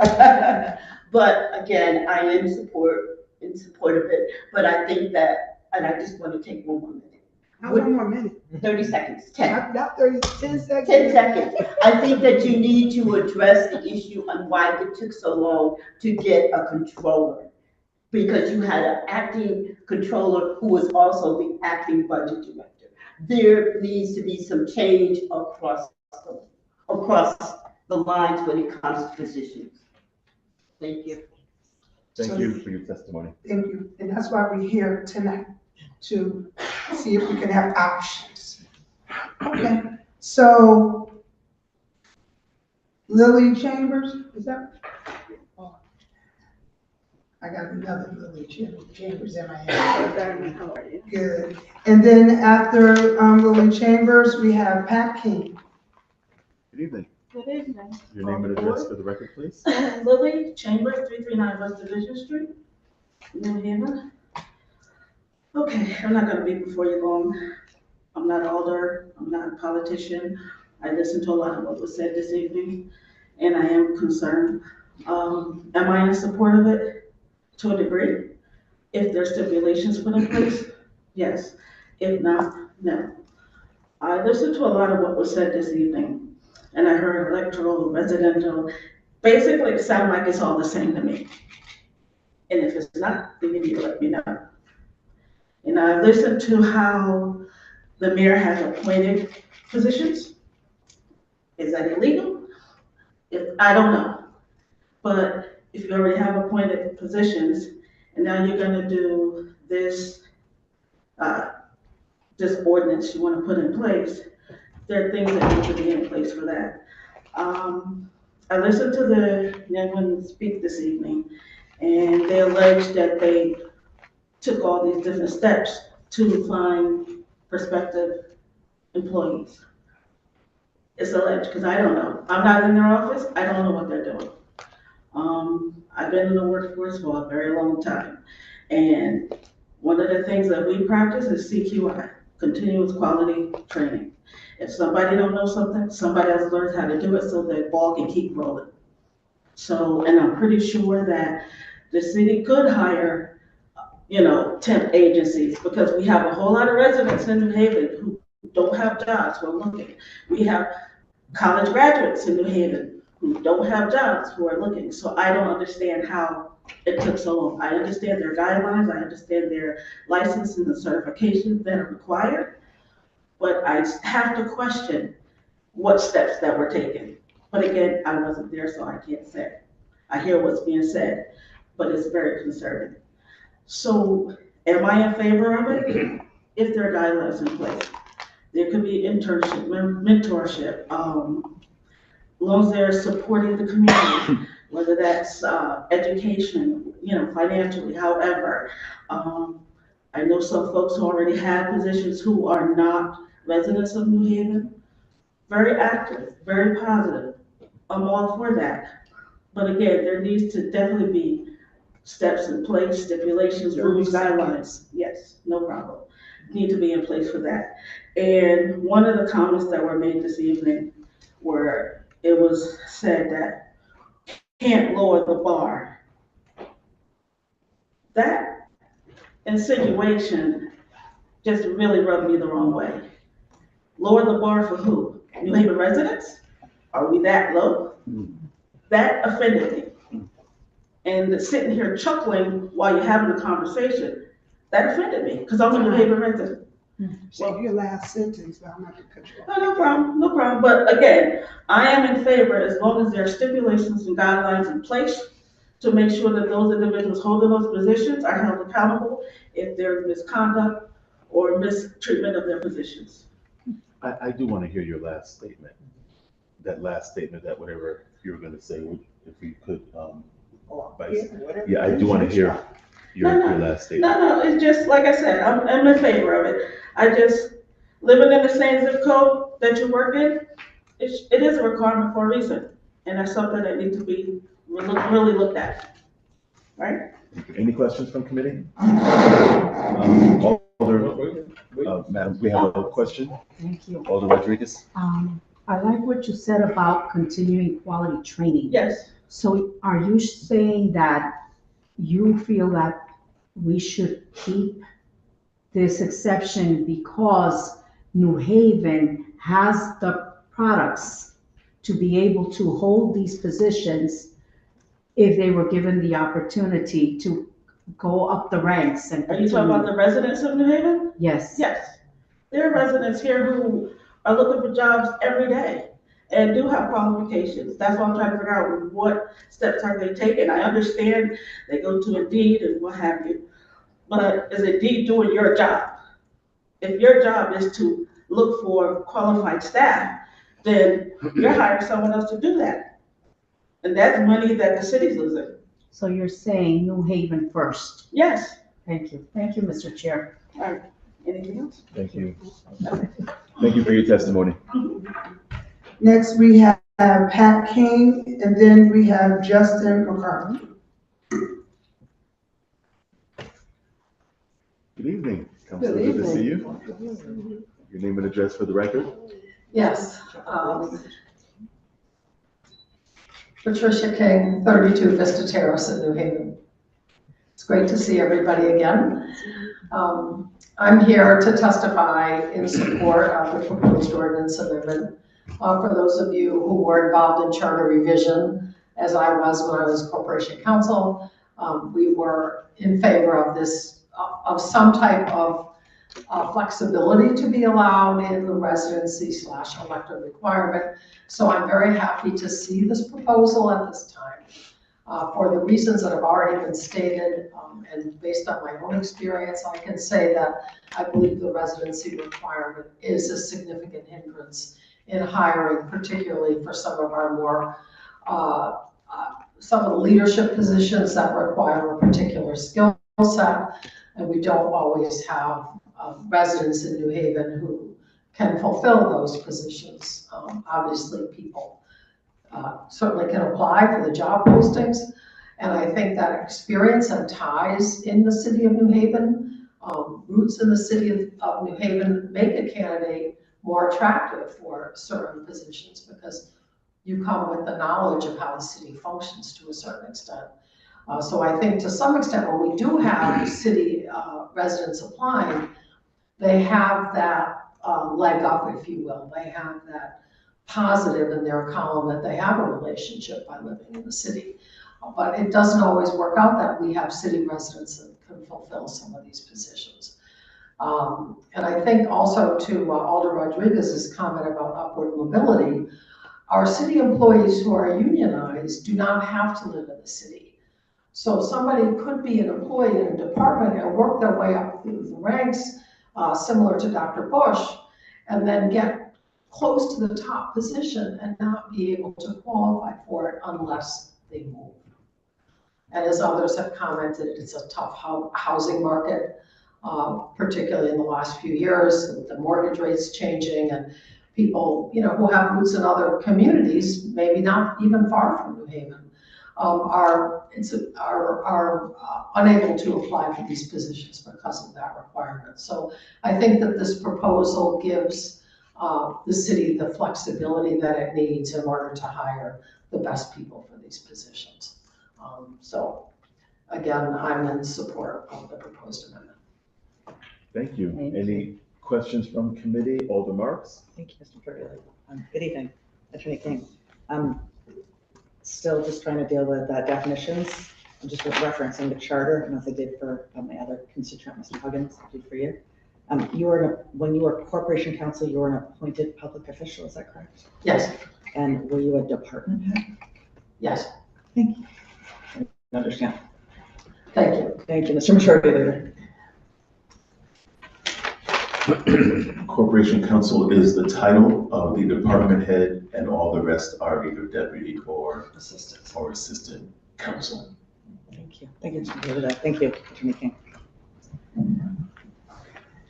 Justin McCarthy, thank you. And then, is this Carl? I don't want to mess up your last name. No address. Guglielino?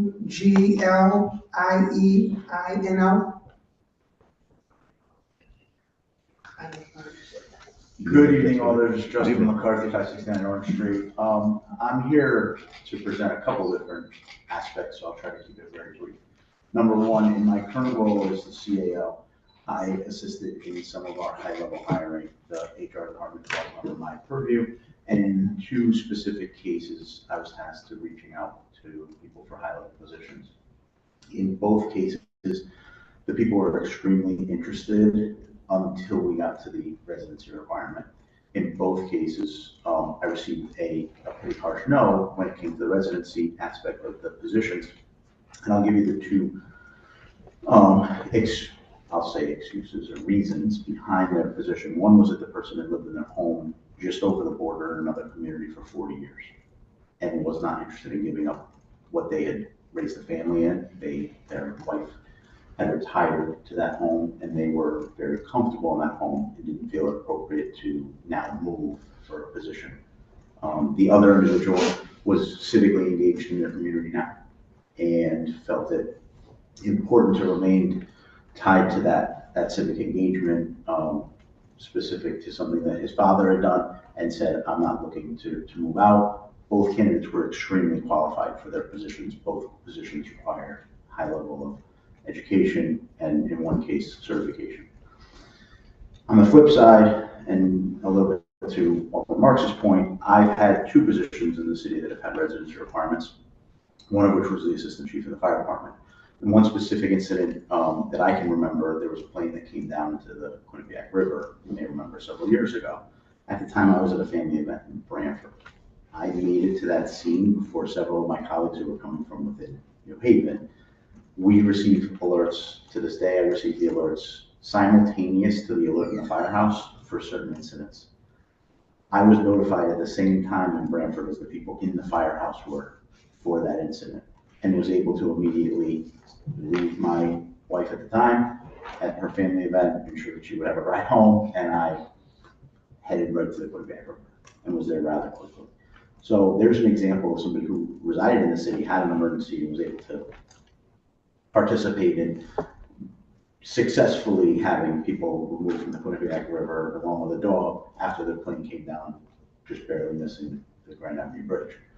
The last piece to this is, in both police and fire, we have rotations of who's on call, and we have various levels of people. Some live in the city by requirement, some live in the city by choice, and some are union members who don't live in the city, all of which are required to respond to emergencies and do on a very, very regular basis. So I don't feel there would be any gap in that instance specific to response, because there is so much redundancy built into our emergency services. So I'll leave it at that. Thank you very much. Thank you. Any questions from committee? Alderman Marks? Thank you. Mr. Regulator, still zoning on 2 questions.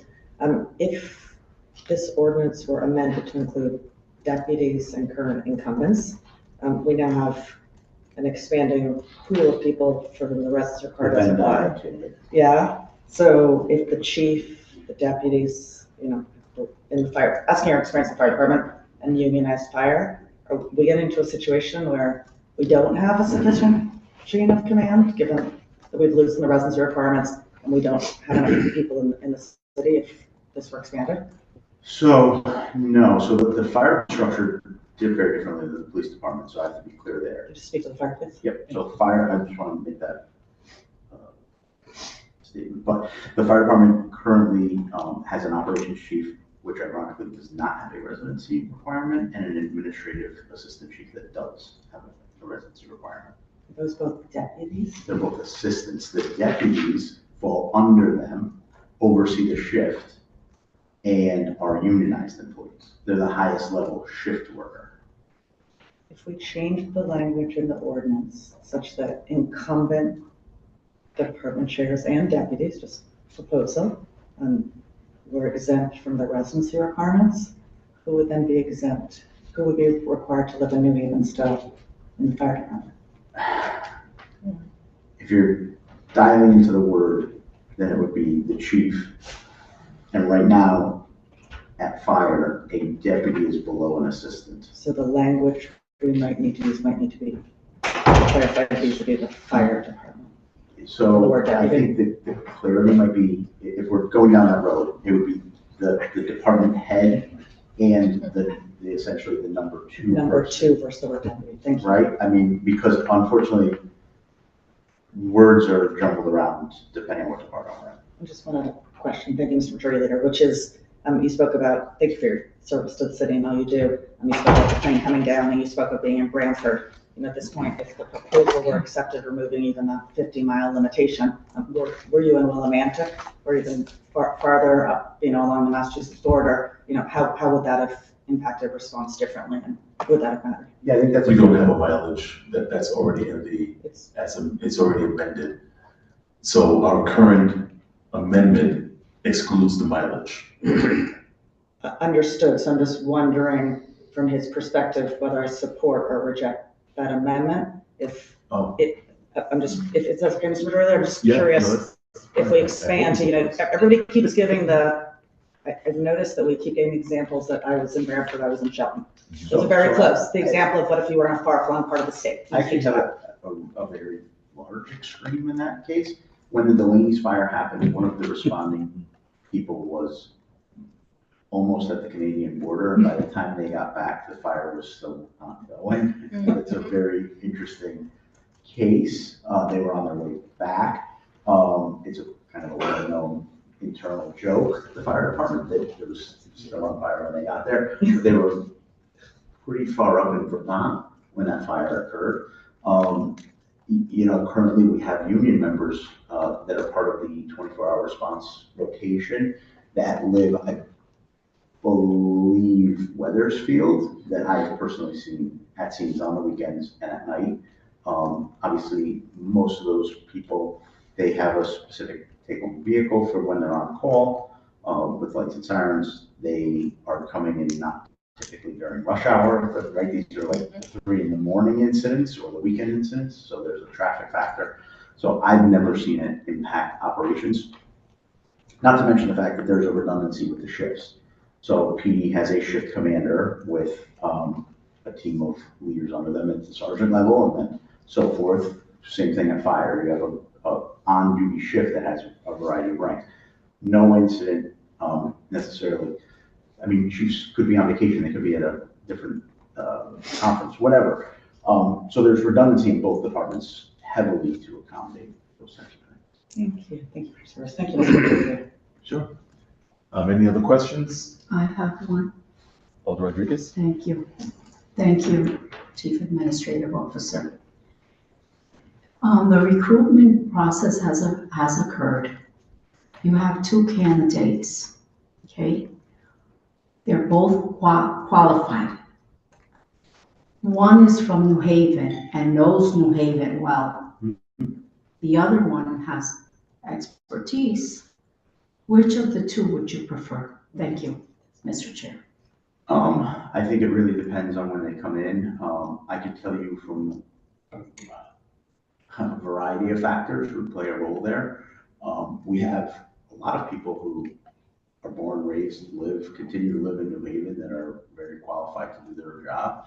But I also know that there are a lot of people who weren't even from Connecticut, were attracted to Connecticut, right? Didn't grow up here, didn't even know where New Haven was until they were probably looking at colleges, right? And were attracted to the area, might have come for school. I myself moved to the area because of school.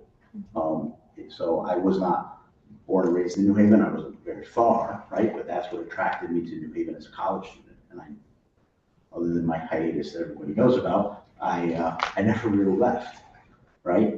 So it's a tough call. I think it could be a factor, but it's probably not a deciding factor. Thank you. Thank you, Mr. Chair. Thank you. Any other questions? Seeing none, thank you for your testimony. Thank you. Thank you. So of course I messed that first name, that's Gary, but I don't have the last name. I guess, is anyone here named Gary? Okay, we'll move on to the next person. So we have Mike Piscatelli, and after Michael Piscatelli, we have Miguel Pittman.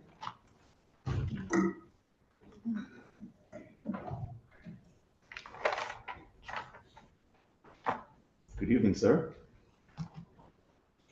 Your name and address for the record, please. Good evening, Mr. Chair, members of the committee. My name is Michael Piscatelli. I'm the Economic Development Administrator for the city, and I reside at 353 Summit Street in New Haven. Thank you for the time. I know you've got a lot going on tonight. You're hearing from a lot of city department heads and staff, and there's a reason for that. We're coming to you with a specific ask, and we're speaking here in favor of the proposed amendments concerning residency and the new processes. I've had the honor of serving in this position for about 6 years now. Been involved in the selection process for many of the department heads and disciplines within our group. So that's transportation, that's the city plan department, that's the housing group, and across the board, as you know, and I trust from your interactions, we've had great candidates and people that have served in these positions. They care deeply about cities. They care deeply about our city, and they are true practitioners and experts in their craft. They take great pride in their work, and I think we've delivered incredible results here for the city in partnership with you and our community.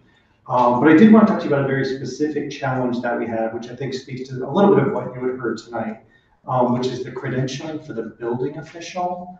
So you recall back in 2022, Jim Tercio had retired from the city. You may not have the full backstory of, how kind of, anxious we were about that. Because Jim had retired, we were at risk of losing our deputy at the time. So the second in charge was leaving as well. And we had just lost Dan O'Neill, went over to Yale upon his retirement. So we were, we don't have, not to compare with the other departments, but we don't have the depth of the fire department or the police department. Let's just call it for what it is. We have very limited depth. And so we're faced with a scenario whereby we can't deliver on our core mission around health, safety, and welfare because we can't go out and inspect. You have to be a certified building official in the state of Connecticut to do that work. And it's everything from a 2-family home. Yale New Haven Hospital at the time was navigating this issue of the temporary emergency pods that they had over at York Street. They had actually like pods in the street, and those were not permanent structures. So we needed all these temporary waivers. And I am not the person you want making that argument, right? You want a certified building official making that argument. And then if you brought it out, a lot like the fire chief, 30 seconds. You've got nuclear, lead-based buildings, 2-family homes, wood frame structures, high rises, the range of things that we need a building official for. It is very hard to find that person. We found the best candidate. We did not settle at all with Bob Dylan. And he chose to live in the city of New Haven. He's thriving in the role. But at the time, 42 communities in the state of Connecticut were sharing building officials. That number's up to 47 now. Just to give you a sense, this is a statewide issue. And I thank you for your time to give you a sense for what it means to the smaller departments. And happy to answer any questions that you may have. Finish your last statement. Finish your statement. I just need to say that. It was not eloquent in any way. But just to give you a sense for it. So it's being a certified building official. So you'll see the smaller towns, they are all sharing building officials. We can't do that because of the volume of work. And you see that $26-30 million of, and the construction value behind that. So sharing doesn't work for us the way it might for a smaller town. Thank you. Any questions from the committee? Seeing none, thank you for your testimony. Thank you. We have Miguel Pittman, and just to make sure I'm looking at this right, Mr. Pittman, you wrote Hill North under your name? Yes, I have a statement from Hill North also. Okay, so Two separate. we'll start with you, name, address for the record. You have 3 minutes, and then we'll start all over. So give me 1 second just to get myself together. Myself together too. Okay. Like this. Name and address for the record. Sure. My name, excuse me. My name is Miguel Pittman. I live at 82 Orchard Street. Good evening, members of the Board of Alders. I want to start with a simple principle. Leadership should share the end outcome of the decisions they make. This proposal introduced what's being described as a case-by-case exception to resident requirements for department heads. But let's be clear about what that really does. It shifts a clear, enforceable standard into a discretionary process. And once you move from rules to discretion, you open the door for inconsistency, pressure, and ultimately erosions of the standards itself. Now, I heard the argument tonight that it's about expanding the talent pool. I understand that, but we need to ask a deeper question. What kind of leadership are we trying to recruit? If we are hiring a superintendent of schools, should we want someone who is invested in the school system, not just professionally, but personally? Someone whose own family is impacted by the decisions that they make. If we're hiring a finance director, shouldn't that individual be living under the same tax structure, the same cost pressures, and the same fiscal reality as a resident that's making the decisions for them? That's not a barrier, that is a alignment. Residency is not about geographics. It's about sharing stakes, sharing accountability, and sharing experience. 3 years ago, this concept was brought before doing charter revision, and it did not move forward. That wasn't an oversight. That was a policy decision grounded in maintaining the alignment between leadership and community. What concerns me now is not just the proposal itself, but the approach. If the belief is that residency requirements should be eliminated or changed, then that case should be made directly, transparently, and boldly to the public. 30 seconds. By creating a waiver system, even with oversight, introduce a slow drift away from the standard without even having that full conversation. And we all know how that plays out. Today is case by case, tomorrow is routine, and at that point, the rule is no longer holding real weight. I'm in my last sentence. This is not about limiting opportunities. It's about protecting the integrity of the system, ensuring that the people making decisions for New Haven are fully invested in New Haven. If you lead here, you should live here. No to resident requirements exception. Thank you. Any questions from committee? I do just want to clarify that what did pass with the charter, along with residency or the electoral requirement, was the ability to create an ordinance that would provide an exception or waiver. And so we are not departing from what was passed citywide, because the whole city voted on the charter, but we are right within what everyone agreed to, and that is that by ordinance, we will be able to create this exception or waiver. Thank you. My pleasure, Mr. Pittman. Always good to see you. Any other questions for him? Okay, thank you for your testimony. Okay, thank you. So. Oh, you had another? Yeah, he's representing Okay. Illinois. Okay. I don't know, that's. Two birds with one stone. Here we go. Yes. Okay. My name is Miguel Pittman. I live at 82 Orchard Street. I chair the management team in Illinois. We just had a meeting tonight, and they sent me a email. They took a vote in terms of how the neighborhoods stand regarding this, and this is what I received. I think it's less than 3 minutes. Good evening, members of the Board of Aldermen. Tonight, I'm speaking not only as an individual, but on behalf of the Illinois Community Management Team. After discussions and deliberation, the Hill North Management Team voted overwhelmingly against this proposal amendment to the Residence Requirements Ordinance. Out of 19 attendees, the vote was unanimous in opposition with 4 abstentions. That vote reflects something important. Our community believes leadership should remain connected to the people in the neighborhood they serve. This is not about politics. It's not personal. It is not about blocking qualified candidates. It's about accountability. The people making decisions about our schools, our budgets, our public safety, our neighborhoods, and our quality of life should share in the same reality as the residents impacted by those decisions every single day. When leaderships live in the city, they experience the same tax burden, the same public service, the same school system, the same infrastructure challenges, and the same community concerns as everyone else. I lost my spot. Okay. It jumped.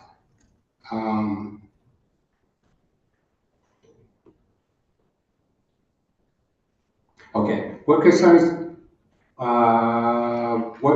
our management teams is that this proposal shifts residency from being a clear requirement into a discretionary process based on exceptions and waivers. And once exceptions become part of the framework, the standards itself begin to weaken over time. 3 years ago, which you touched on, this issue was already debated during charter revision and did not move forward. We believe the city spoke clearly then, and we believe the principle still matters today. If the city wants to have a broader conversation about eliminating residency requirements altogether, the conversation should happen openly and directly with the public. But the Hill North does not support creating a pathway around an existing standard through case-by-case waiver. Our vote was clear. If you leave New Haven, you should live in New Haven. Thank you. Thank you. Any questions from committee?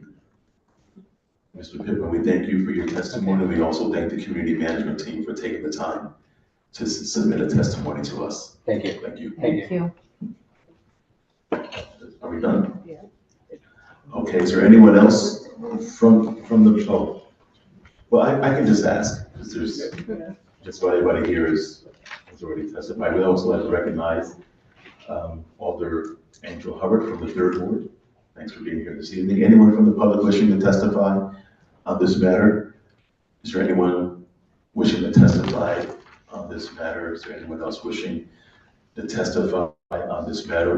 What I will do now before we close the public portion is, let me just ask the committee, do you feel it's necessary for us to call up city staff to ask any clarifying questions on any amendments or any other questions that we may have?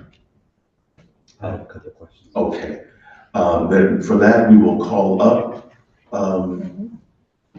city staff to come.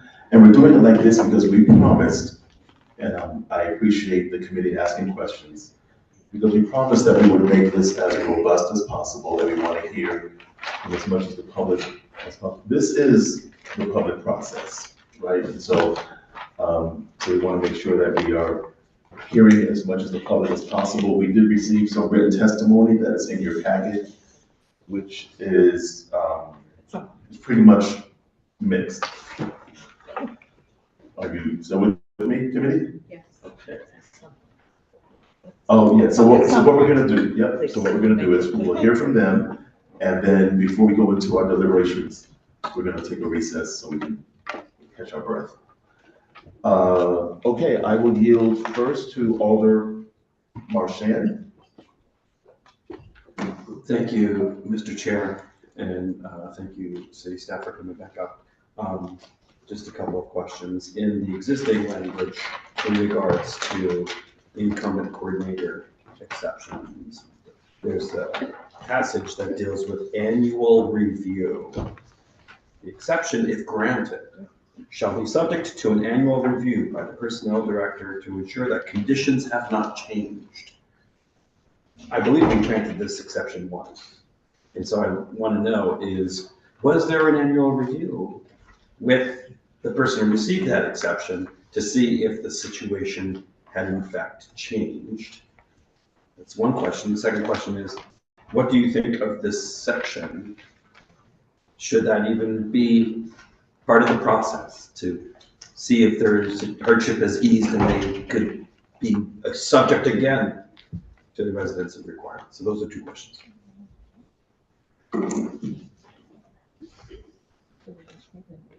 Yeah, I don't think it got. I think we got to an annual review. I don't think there was the one person.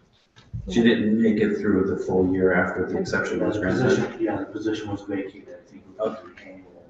That answers that question. So then my second question is about the concept of an annual review, because if there's an annual review, it seems to imply at least that if circumstances change, that person could be subject again to the residency requirement that was made an exception to. I would say no. And please use the microphone. I'm sorry. No, I don't think that that should be subject to an annual review. I mean, you're essentially creating a lack of, I can't even use the word, I'm sorry, security for that employee. I mean, you have someone, if someone is accepting a job, especially in one of these roles, it's typically someone who has a lot of experience, who is most likely giving up another job to take this on. This is their livelihood, and now we're going to tell them, well, you're subject to an annual review to determine whether or not you have a hardship. That's I think, a very tough pill for people to swallow, and people like security, right? Especially in their livelihood. So no, I would say that should not be part of the requirement. Thank you for that answer. One of the key rationales for your urging us to adopt this amendment was to ease the process to make more successful the process of recruiting the best candidates for these open positions. And so when I hear that, I think, okay, that's about hiring new people into roles. But there's been some discussion about how about the people in the roles now? And, should they also have access to an exception process based on potential changes in their life circumstances? But that's not a question of recruiting someone. It may be the question of retaining someone, but that person already has the job. So I'm just trying to understand, from your perspective, is there a different dynamic there? And is there a different level of need for the city to have an exception process for new hires versus an exception process for existing people? Existing in the role, I mean. I think you need both. And I think when we talk about existing employees, we're looking at two groups. We're talking about people who are already in the role and may be subject to the requirement. They're already living here and they may have a position. Or you're talking about someone who potentially wants to be promoted into a role that has the residency requirement for the current employees. And just rather selfishly, I will say, for your current employees that you're looking to promote, typically we have already invested a ton of time, money, and resources into those folks who are going up the ranks. So again, to deny someone the opportunity to be promoted because of the residency requirement seems like a complete loss for us, right? But no, I think people should have the flexibility to live where they want to live. There's a lot of different factors that go into place when someone decides that they're going to move. Again, nobody likes to move. It's my least favorite thing to do. I dread the day I ever have to, and hopefully I won't. It's a pain. But if life circumstances change, I think we need to have some flexibility, and I think we need to realize, yes, I understand the spirit of the residency requirement, but we also have to be realistic. Not every town has that. Not every employer has that. So unless everyone is going to have that, we're already at a disadvantage with, recruiting talent. Yeah, as difficult as it is sometimes to fill a position, excuse me, it's just as much as difficult to lose a good employee, and it's really hard. Even though you might be able to, eventually you're going to fill that position, God will. It's never the same. So I think doing what we can to always not only just attract the best and the brightest, but also to retain those that are doing the job and serving the community well. Life throws lots of curveballs at you, and I think there are a number of factors that can pull somebody out of the city who's in a department head role, currently a resident and an elected.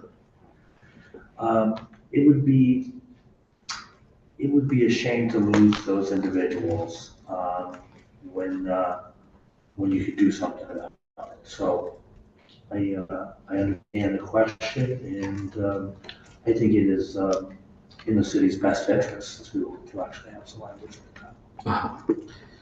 Right. Although, of course, we know the administration wanted to get rid of the requirement in the first place, so that helps me understand the question too. Let me put it differently. Which one is the more critical need? Having an exception process for new hires, having an exception process for folks who are already here in the city's employ? Well, I think it's kind of Sophie's choice here. Like it's who you want to say, the position of great need that you can't recruit, or the really good employee that you know they're doing a quality job, but maybe that's an easier position to fill, right? It's a good question, but I would tell you, I wouldn't want to choose between my children. Understood. So one more question, if I may, Mr. Chair. We heard some testimony this evening, and this could be directed towards you, Attorney Joe Agnello, which is we've heard some testimony about fairness, about discrimination, and so it makes me think about, well, if there's an exception process, it has to have good transparency and clear standards and criteria, but I want to make sure that we're protecting the city's interest. I mean, we get sued all the time, no matter what, but what components to an exception process do you think are prudent and wise for such a process to have to protect us from charges of arbitrary or capricious or discriminatory decision-making around the granting of such exceptions? Well, we've outlined an entire process that takes standards into account for making the decision.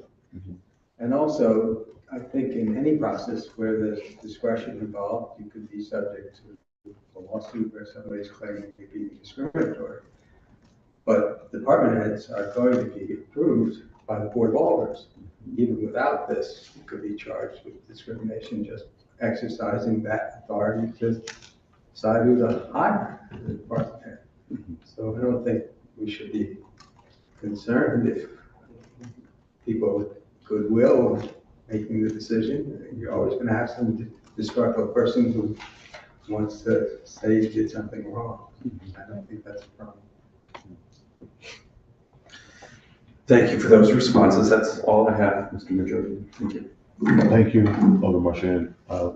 Vice Chair? So,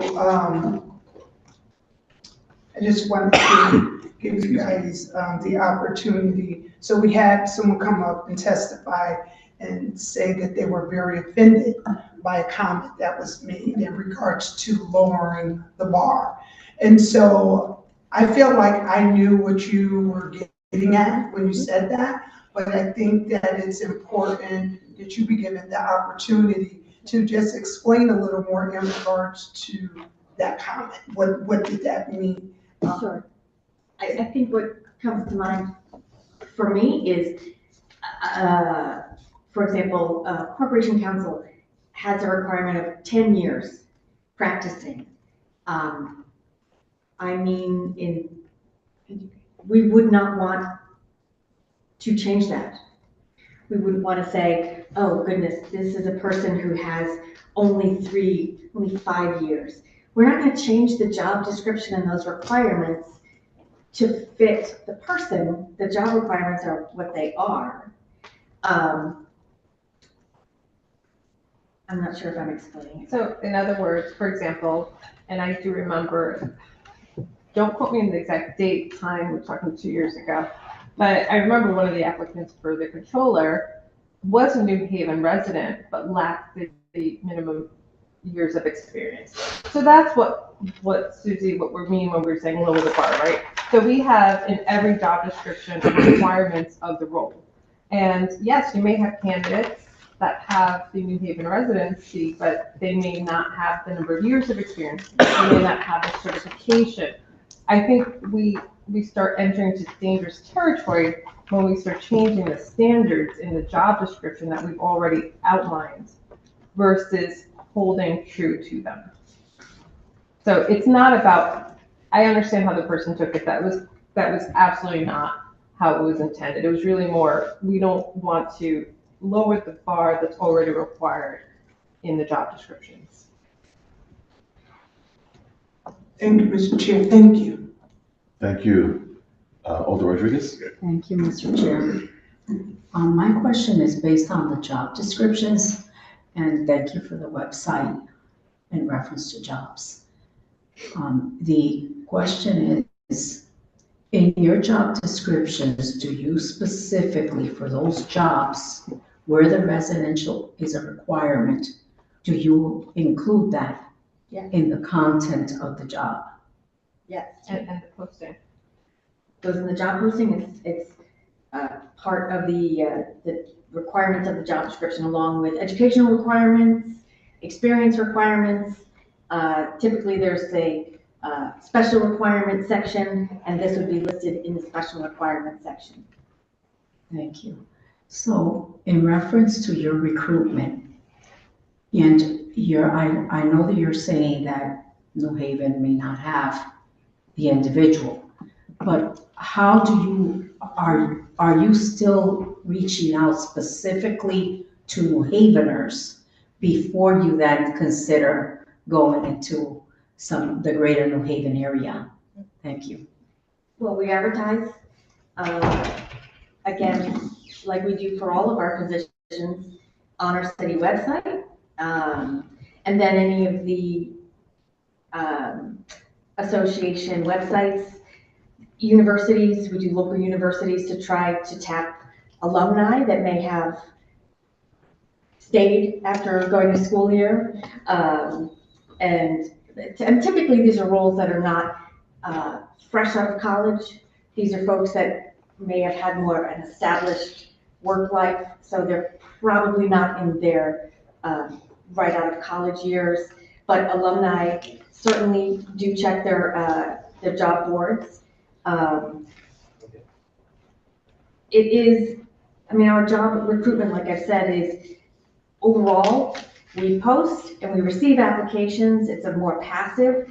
We have started becoming more aggressive in reaching out to, on various websites, LinkedIn, Indeed, where you can go and see, oh, look, these are folks that have, they're members of the bar and they live in New Haven. Let me reach out to those persons. These are people that have the right qualifications to be a controller, and they are in New Haven. I'm going to encourage this person to apply. But again, they have to then take the step to, in fact, apply to us to be a part of that process.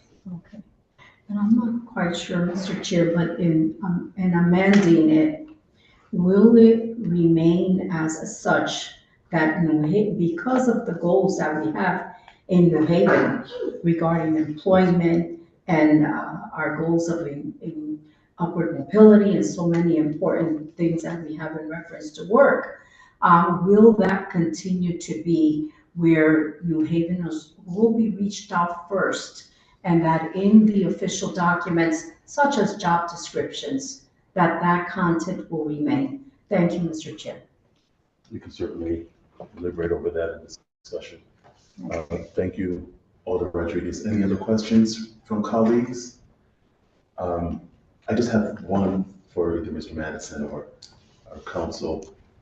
This is just kind of the language, and maybe all of our shines have fixed it. But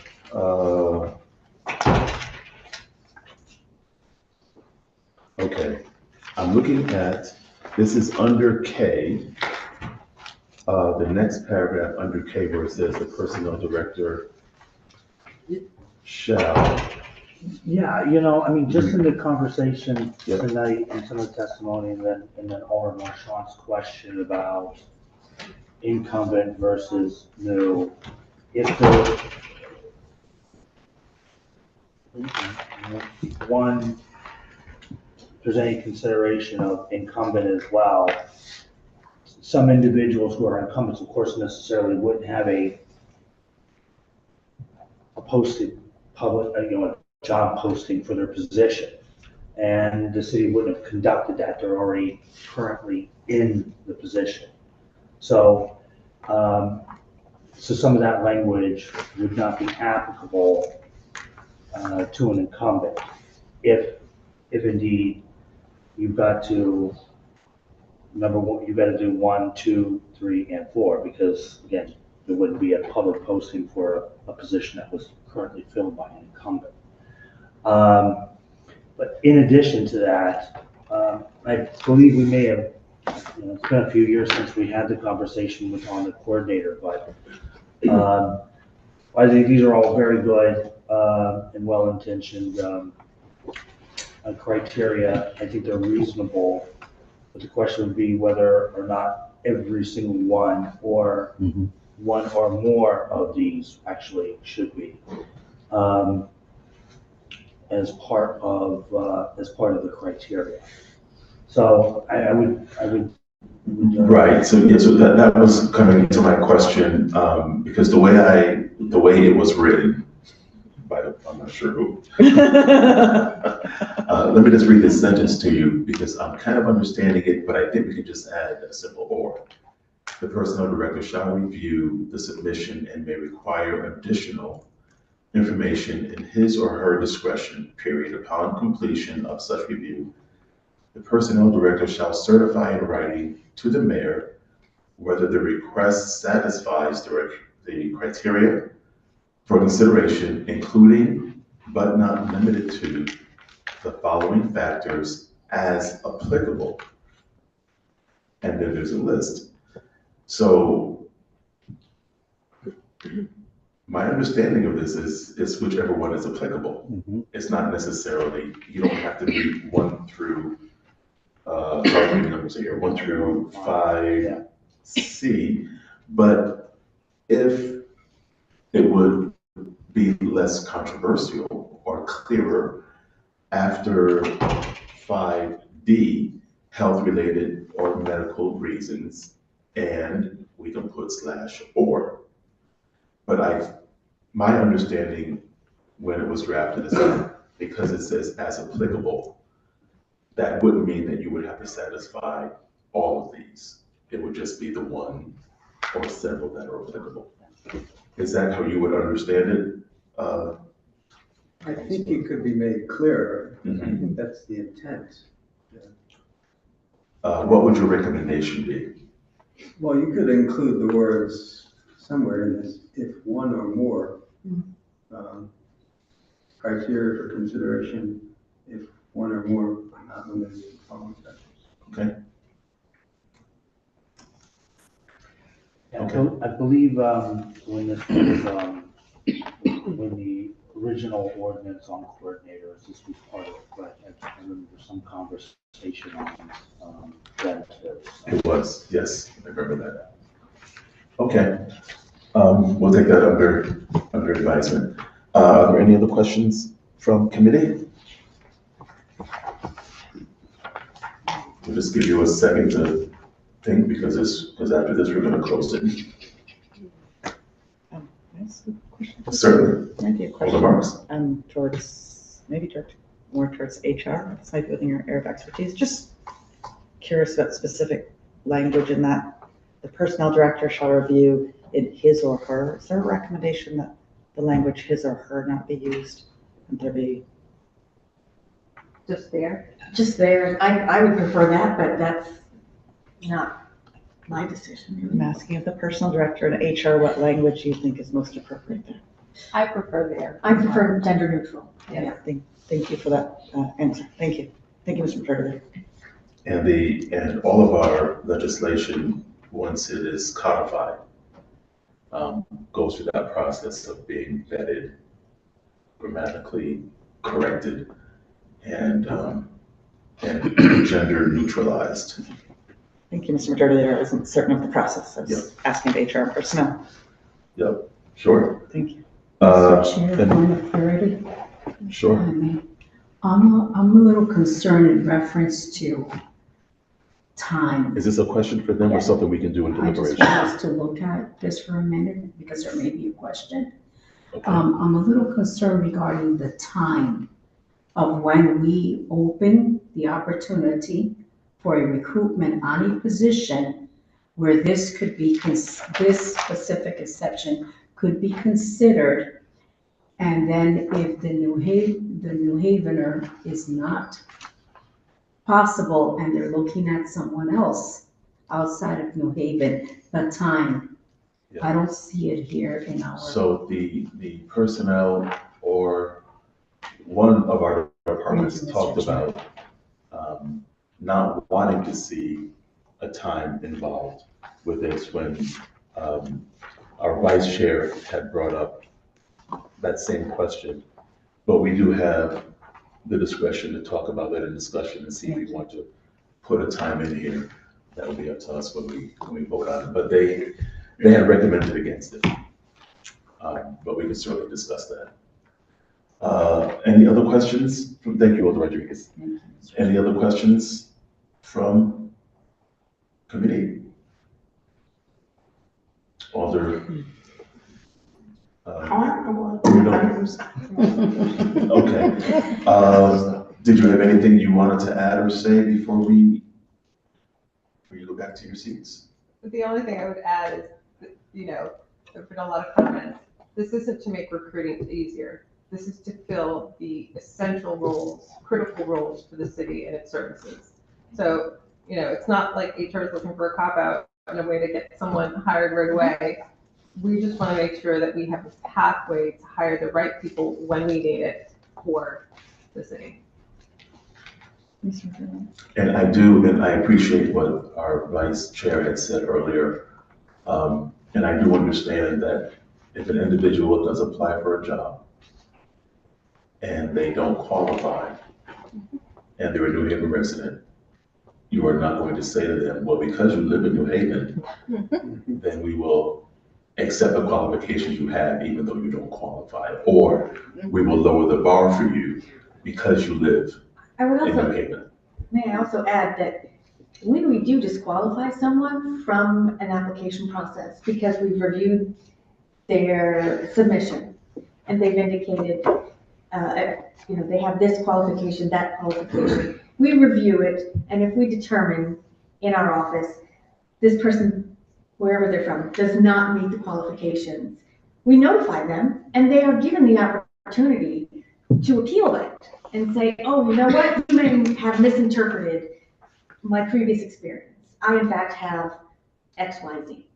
And it is not uncommon for us to reconsider someone once they reach back out. We have a very clear appeal process when we disqualify someone for any position, whether it be a department head or it be a crossing guard. And we didn't know that, and thank you for reminding us of that. That's a very important part of the conversation. I'm going to yield to Alder Marchand and then to Alder Marks, and then let's see if we can deliberate. Thank you, Mr. Majority Leader. I just note on the draft, we have section J, very close to the beginning. Any request for such exception shall be submitted within the period otherwise permitted for compliance under the charter. Right, so when someone is hired, they're given, 4, 6 months, whatever it is, to comply with all the requirements, including the residency requirement. And so that's when the question of residency would be dealt with. What you're not going to do, and certainly it wouldn't be my intention to allow you to do, would be, we're going to hire you pending the result of the exception request, right? Like, you got to hire them based on them meeting the criteria, and then they have a period to come into compliance with that requirement. And some number of them will do that, but you're not making that hire conditional upon some future request. You're hiring them based on your process, and if they meet the criteria, if they're the best candidate, and then the expectation is they're going to come into compliance with the charter around residency. And if not, there's a process that requires things like hardship and meeting criteria. It's not just we'll get you in and then we'll get you an exception. Like, I would not be in favor of that kind of scenario. Thank you, Mr. Chair. Thank you, Alderman Marchand. And this brings to mind another question, and thank you for asking that, that I think it's a legal question. So the charter does require a department head or coordinator to move or to be a resident / elector within 6 months. What if they submit, or the administration submits that paperwork at the 5th month and we don't hear it on time? Does the clock stop when they submit it? And do we have to submit, do we have to write something in here that kind of gives them that extra time? So say it happens in the summer and we have 1 meeting a month and the time runs out. Something on tolling all the time. Well, I guess if you're relying on the part of the charter that allows you to pass an ordinance for this, you would be able to do. Yeah. You should, I guess. Because otherwise, once the 6 months is over, they're not in compliance. I think we would need, I think I would know, but maybe some recommended language for a tolling.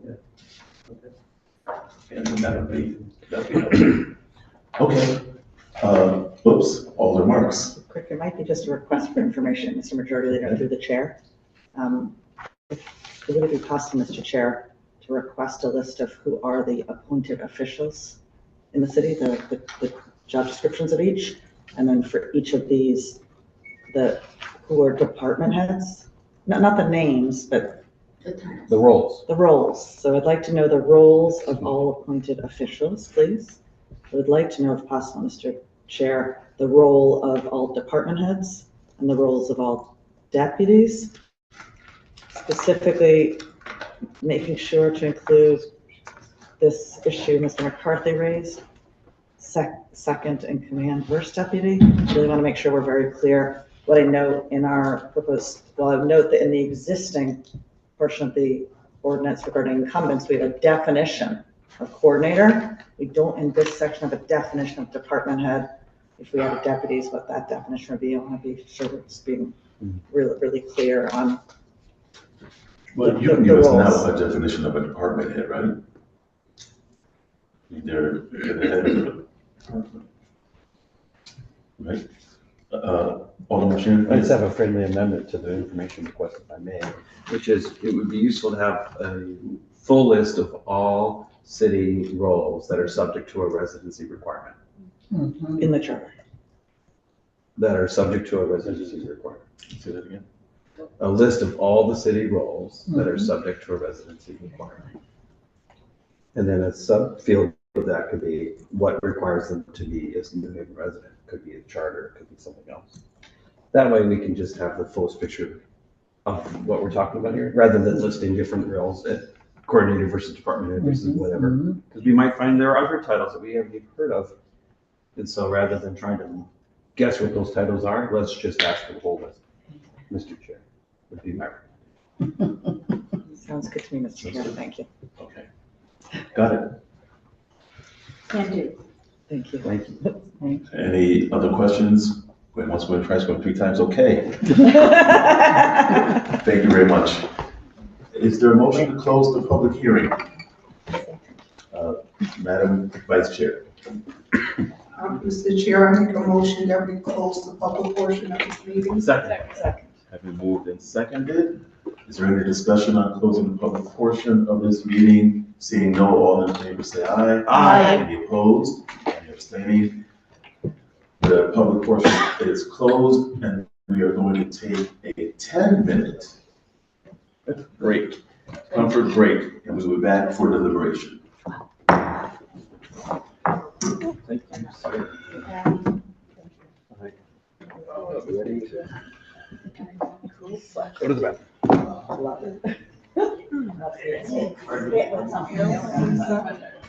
Colleagues, just know that the recording is still going.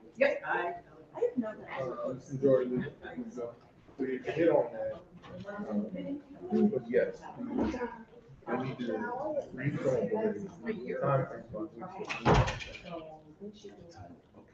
so this forces the board to act, within 9 days of this implemented. Let me write that down.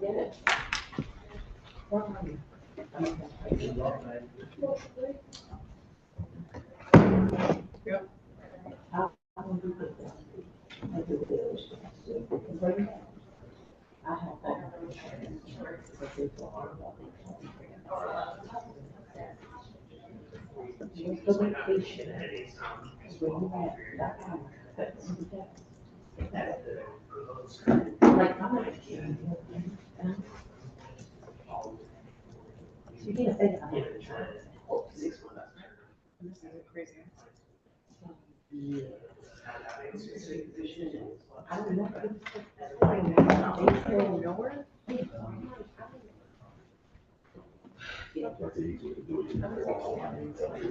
he just comes up with stuff, but yeah, I guess I need to talk about, I've never heard that term before. You keep bringing up that.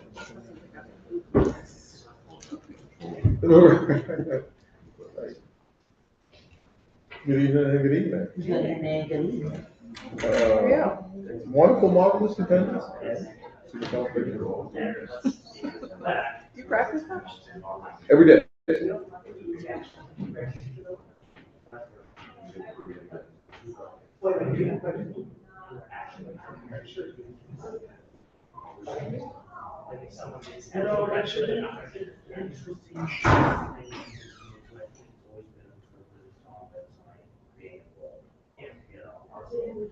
I mean, because that's like I was gonna tell you about the pain I suffered as a board one all boards and commission. I was trying to get, yeah, that tends to be, that's who's gonna be understanding what it is like on exercise actually. Did you say there's one accredited municipal test?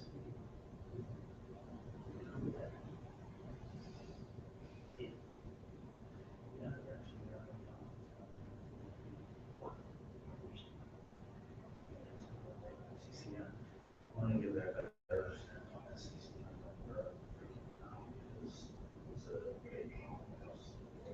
Yeah, not. It's most important.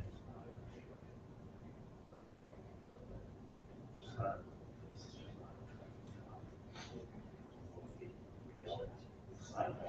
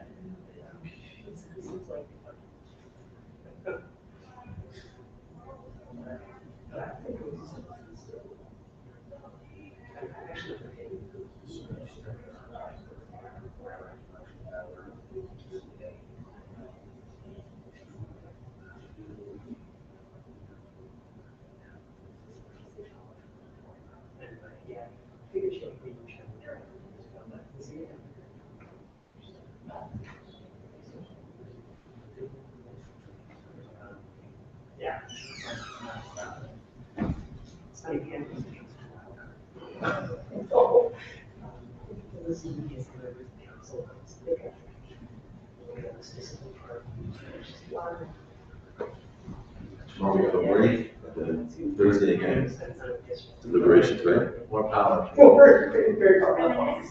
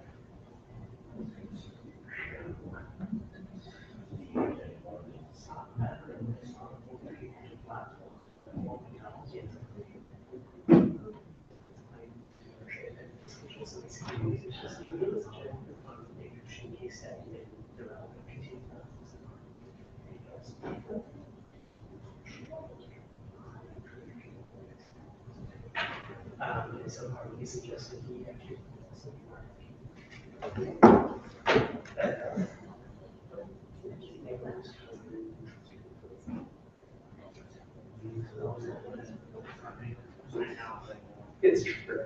That's gonna create that. Yeah. Yeah.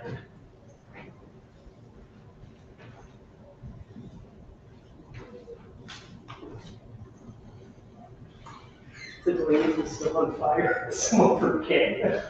I mean, he was pretty far up. Wow. I mean, That part went on for a long time. yeah, it was, so we were going to get dinner on that. I was walking So about 6 o'clock. home, I was walking home from the office, and there was definitely, I had heard engines, and then I saw the smoke. And then we saw Patrick's stairs.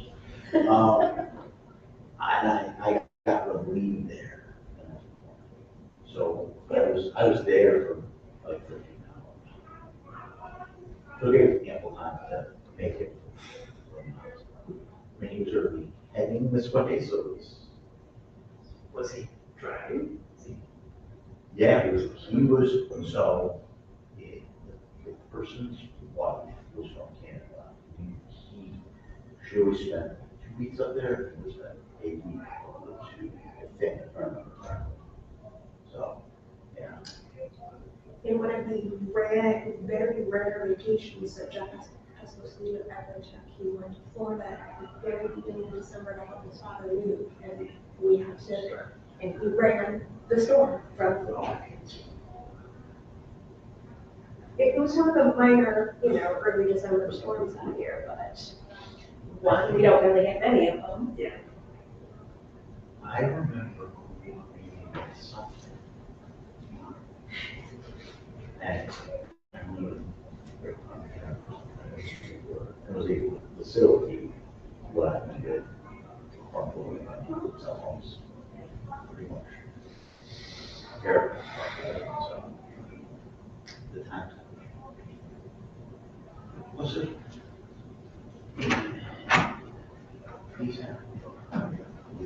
When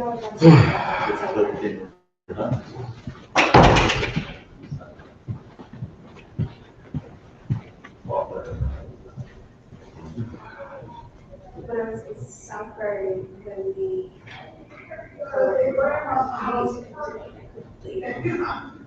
like Giovanni and John Jackson went, I was FaceTiming with them, like I saw everything. Not that I think much more than sitting here, but to figure out. But there's decisions that have to be made, certain people have to make them, right? And when I was at the time, if we were going away, we could have had dinner. We had a conversation. Like, hey, I can't do it now. Hey, but I took my daughter to Boston. She was kind of. I was the first one. Right? If I had got to call her, I would wait for Boston, Colorado, right? Your concept of juggling home with Or like, I went to Southbury, my sister's, there's no cell phones, so I have to do if we get about turning the Wi-Fi off on my city cell, so it rings.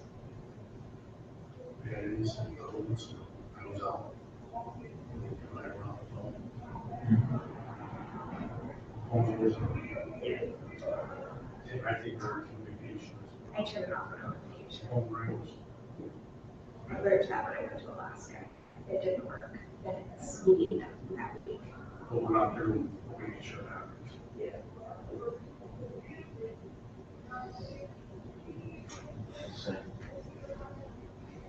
I mean, both of those stories I told about calling people on nuisance building positions, but I told two very qualified people. And one of them, it would be a far spit, but they could probably spit. Just they're upside. Like the Parks Director, it was national recruitment, but we posted Connecticut Representative Association and national and everybody else, and the normal stuff. We got one Connecticut applicant that was qualified, and it was a scratch. And when he realized he went to residency requirements, he said, I'm not good. Yeah, most people ask that are required.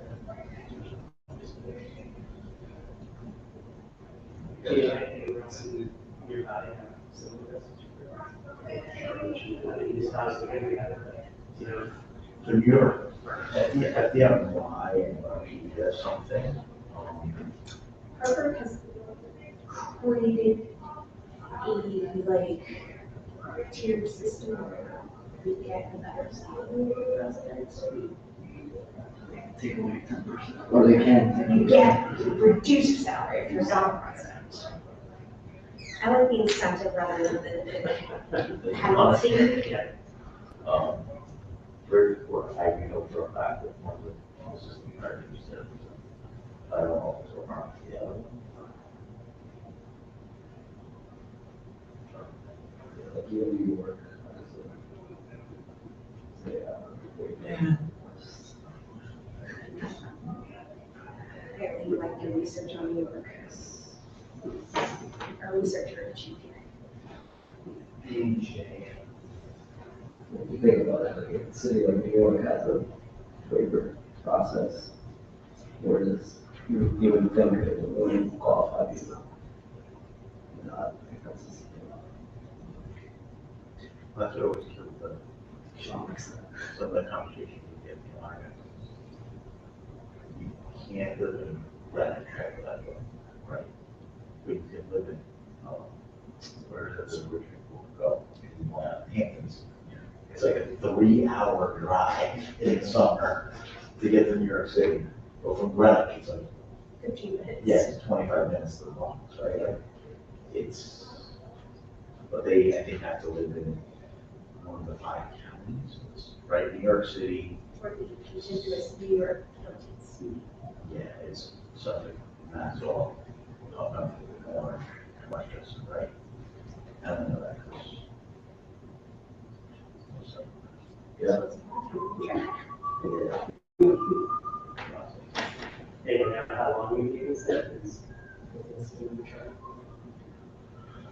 So I could say that before 1991, I think.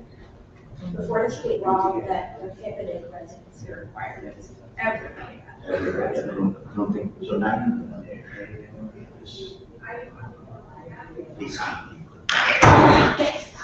Yeah, police, fire, everybody had it. But it was also very different time. Like, You were nice. You must lose time before me here. there was not the level of ability to all their versions for on their work cell phones. They were barely kids. Because the big gun on tonight.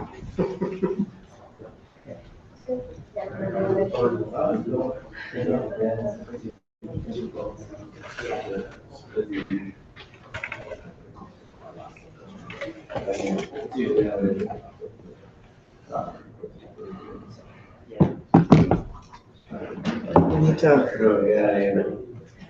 herd the wildcats. Yeah. Should I go tell them? I let them know They're the coming chair out. would like them to come. No, they're coming. They're coming? Yeah, they're coming. They'll come out. No, they're not, just the two of us. Come on. Well, here they are. Here they Yeah, are. so fast. Oh, I'm gonna sneeze.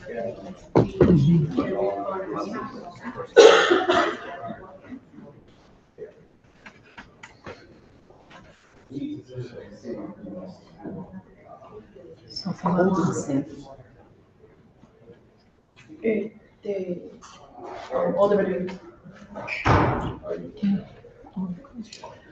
That's okay.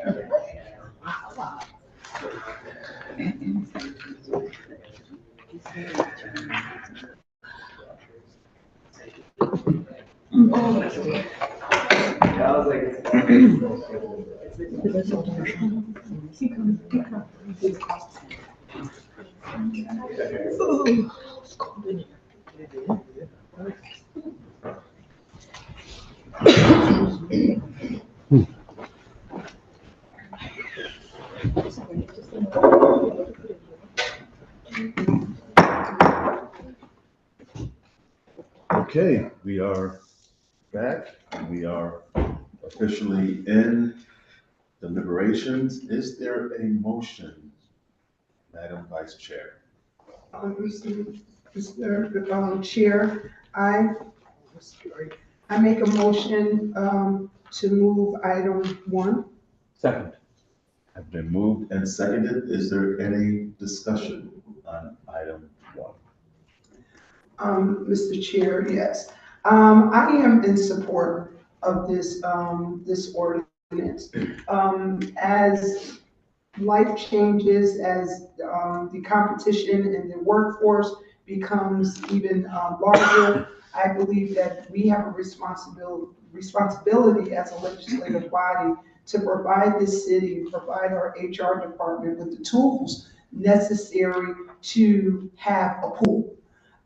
Anytime when I hear that it's taken 3 years to fill one job, or it's taken 8 months to find someone to even consider, that means we need to be a shift in regards to what's made available. As it's outlined here in the proposal, the bottom line decision comes from the Board of Alders. And so there is a committee process that will allow us and residents and whomever wants to participate in the committee process to testify and to ask those questions and things of that sort. But I think that we really have a responsibility to provide HR with the tools that are necessary in order to have a group to select, people from in order to get the work done. Because anytime when you don't have people in these leadership positions, anything that needs to be done that's going to make a major impact on residents in the city of New Haven, they're halted because that person might just be temporary. What does temporary look like? It could be temporary 6 months, it could be temporary 10 years, but they're temporary. And so things get staggered. So again, I am highly in support of having these options along with, and I'm not making an amendment, but I will make this statement that we include all those leadership roles that have been talked about today and not just new hires, because in life changes. And so you have, as testified today, you have people that live in the city, work their way up, and then making that leap to a leadership position, but in between time, they move to the next town over. Now we're gonna lose someone that we've invested a lot of time, a lot of energy into, just because they live by the Hess gas station versus living closer to Chasmos. So, that's my time. Thank you. Thank you, Madam Vice Chair. Alder Marshall. Thank you, Mr. Chair. I am also speaking in favor of this ordinance amendment. I have some thoughts that I'd like to share. The first thought is that I think it is important for there to be a mechanism to allow exceptions made when someone has accepted the job, has begun the job, but makes a compelling case about not being able to move to New Haven, which would be required otherwise. I just want to say to make sure that that our intentions are all the same about that request being made after the hire is made and during the period of the charter provides for compliance, and not being made before the hire, not being made, not having a conditional hire subject to a waiver. And so I think we want to keep it. We want to keep the hiring decision and if applicable, the process for confirming an appointment. Some of those roles require alderman confirmation. We want that to be based on who's the best person for the job and not their residency status. That would be more appropriate to be a separate issue, in my view. And that also ties into the time frame question that you, Mr. Chair, mentioned when the staff were still here, because an appointment required confirmation is a different time frame than an appointment that doesn't in terms of a waiver request. I just see that if we're not pretty clear about the timeframes involved, that we're going to see the residency issue get tangled up into a confirmation issue or other hire issue, and you want the city to make the appointment or make the hire for the person who would do the job best, I think. So I think there's more to think about and talk about the timeframes involved. The other thing I want to say is, in terms of the ordinance language, quite frankly, I like the new language better than the existing language. I think it's better. And I wouldn't, and I think it's problematic to have duplication in our ordinance unless you say something twice, because the first time is for slightly different reason than the second time. And so one question I think for us to grapple with, either now or before second reading, is if we adopt this amendment, do we even need to keep the existing language that's there now? Or should the new language replace the existing language rather than be added to it? And I think the reason why you want to have two sets of language is if those two sets of language are different. And you have a different pathway or a different set of criteria or factors that you're considering for an existing person versus someone who's just newly hired.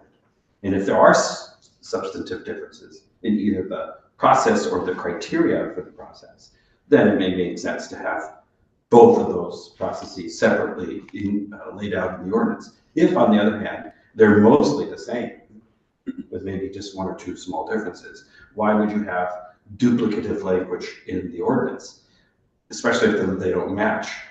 That could lead to confusion or differing interpretations from one set of language to the other. So I think for us, if it's the recommendation of this group and the final judgment of the board to have an exception process both for new hires and for existing appointees, hires, people in the role.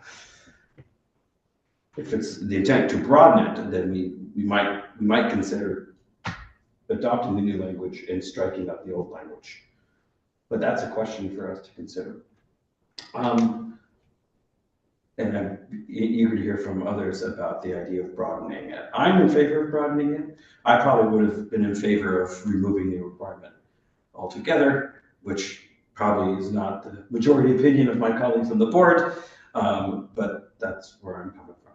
The last thing I want to say, Mr. Chair, is there's a really important emphasis that this body, over many years, placed on supporting efforts to hire New Haven residents into good-paying jobs among Yale's major employers, among New Haven's major employers. Yale was the big one that we had a lot of attention on, and they came through with the biggest agreements, right? But New Haven was part of that. The city of New Haven was part of that. We founded New Haven Works to connect qualified New Haven residents to opportunities at participating employers. We should continue that. We changed the civil service rules to give additional points to New Haven residents who are testing for tested positions within the city government. We should continue that. The idea that we want good permanent jobs, good union jobs to go to New Haven people is still valid because we want to have a thriving middle class and we want to have opportunity for our residents. I don't think that's what's at stake in this one. I think this is not about our New Haven hiring program, which should continue to be robust and maybe should be made more robust. This is about people should live in the town because there's been a view that if they live in the town, they're going to be better leaders for city departments, right? I am not 100% convinced of that myself, so I'm probably more willing to be flexible than other members of this committee, but I just don't want us to be confused about what's at stake in this moment. And we should continue our efforts to promote and foster more New Haven people being hired by our major employers. That's really important. But I don't think that's what's happening here. And I'm in favor of this amendment, although I'm still thinking through some of the details around the actual language. Thank you, Mr. Chair. Thank you. Mr. Chairman, motion amendment. Oh, excuse me. Oh, sorry. Alder Rodriguez. Taking into account the public that came before us today and spoke, taking into account our administration, all those that came and shared why they felt that this ordinance should be amended, and also taking into account our legislative agenda of the Board of Alders. While I am in full support of the exception, I would like, in taking into account that the city must operate, and the positions of deputy coordinator, heads, those are really significant positions for the work that the city must do, and we shouldn't delay. I believe that as long as the recruitment process is respected, and upon looking at that there is not a New Haven candidate, that they must fill that position, that in that case, this would be significant, this work that we are doing today in approving this ordinance. And as a result of that, I will consider that. But as my colleague has indicated, New Haven comes first in reference to employment opportunities, and that's not necessarily what's here right now, but significantly so that the amendment be approved to meet the demands of the operationals on a daily basis, especially in emergencies and important departments. I think that's very significant, and that's why I'm supporting this amendment ordinance and improving it. And of course, we have to work a little bit more on the language. Thank you, Mr. Chair. Alderman Marks? Make a motion to amend, Majority Leader? Make a motion to amend the proposed ordinance such that the section referring to incumbents includes not only coordinators, but department heads. Could you give us the section that you are amending? Yes, requires a little bit. I think it's going to be, Section A is a definition, Mr. Majority Leader, so I think it should be incumbent, perhaps appointee defined, and then perhaps we could have coordinator and department head there in Section A, but Section D, it's about an incumbent coordinator. I would be interested in an amendment. There'd be incumbent coordinators and department heads. Second. Okay, having been moved and seconded, discussion. Happy to share my thoughts. Yep, you have the floor. Thank you, having been seconded. It seems important to me as seems like moving in the direction of, I think, close to unanimous support. They're very interested in this ordinance regarding new hires. We're talking about new hires for department heads. It seems quite significant to me that incumbent department heads get the same pathway to exemption. I think for multiple reasons. One just seems to be sort of a fairness and equity. A second being that if they're incumbent department heads who are maintaining residents, I think we're all well aware they're maintaining second homes.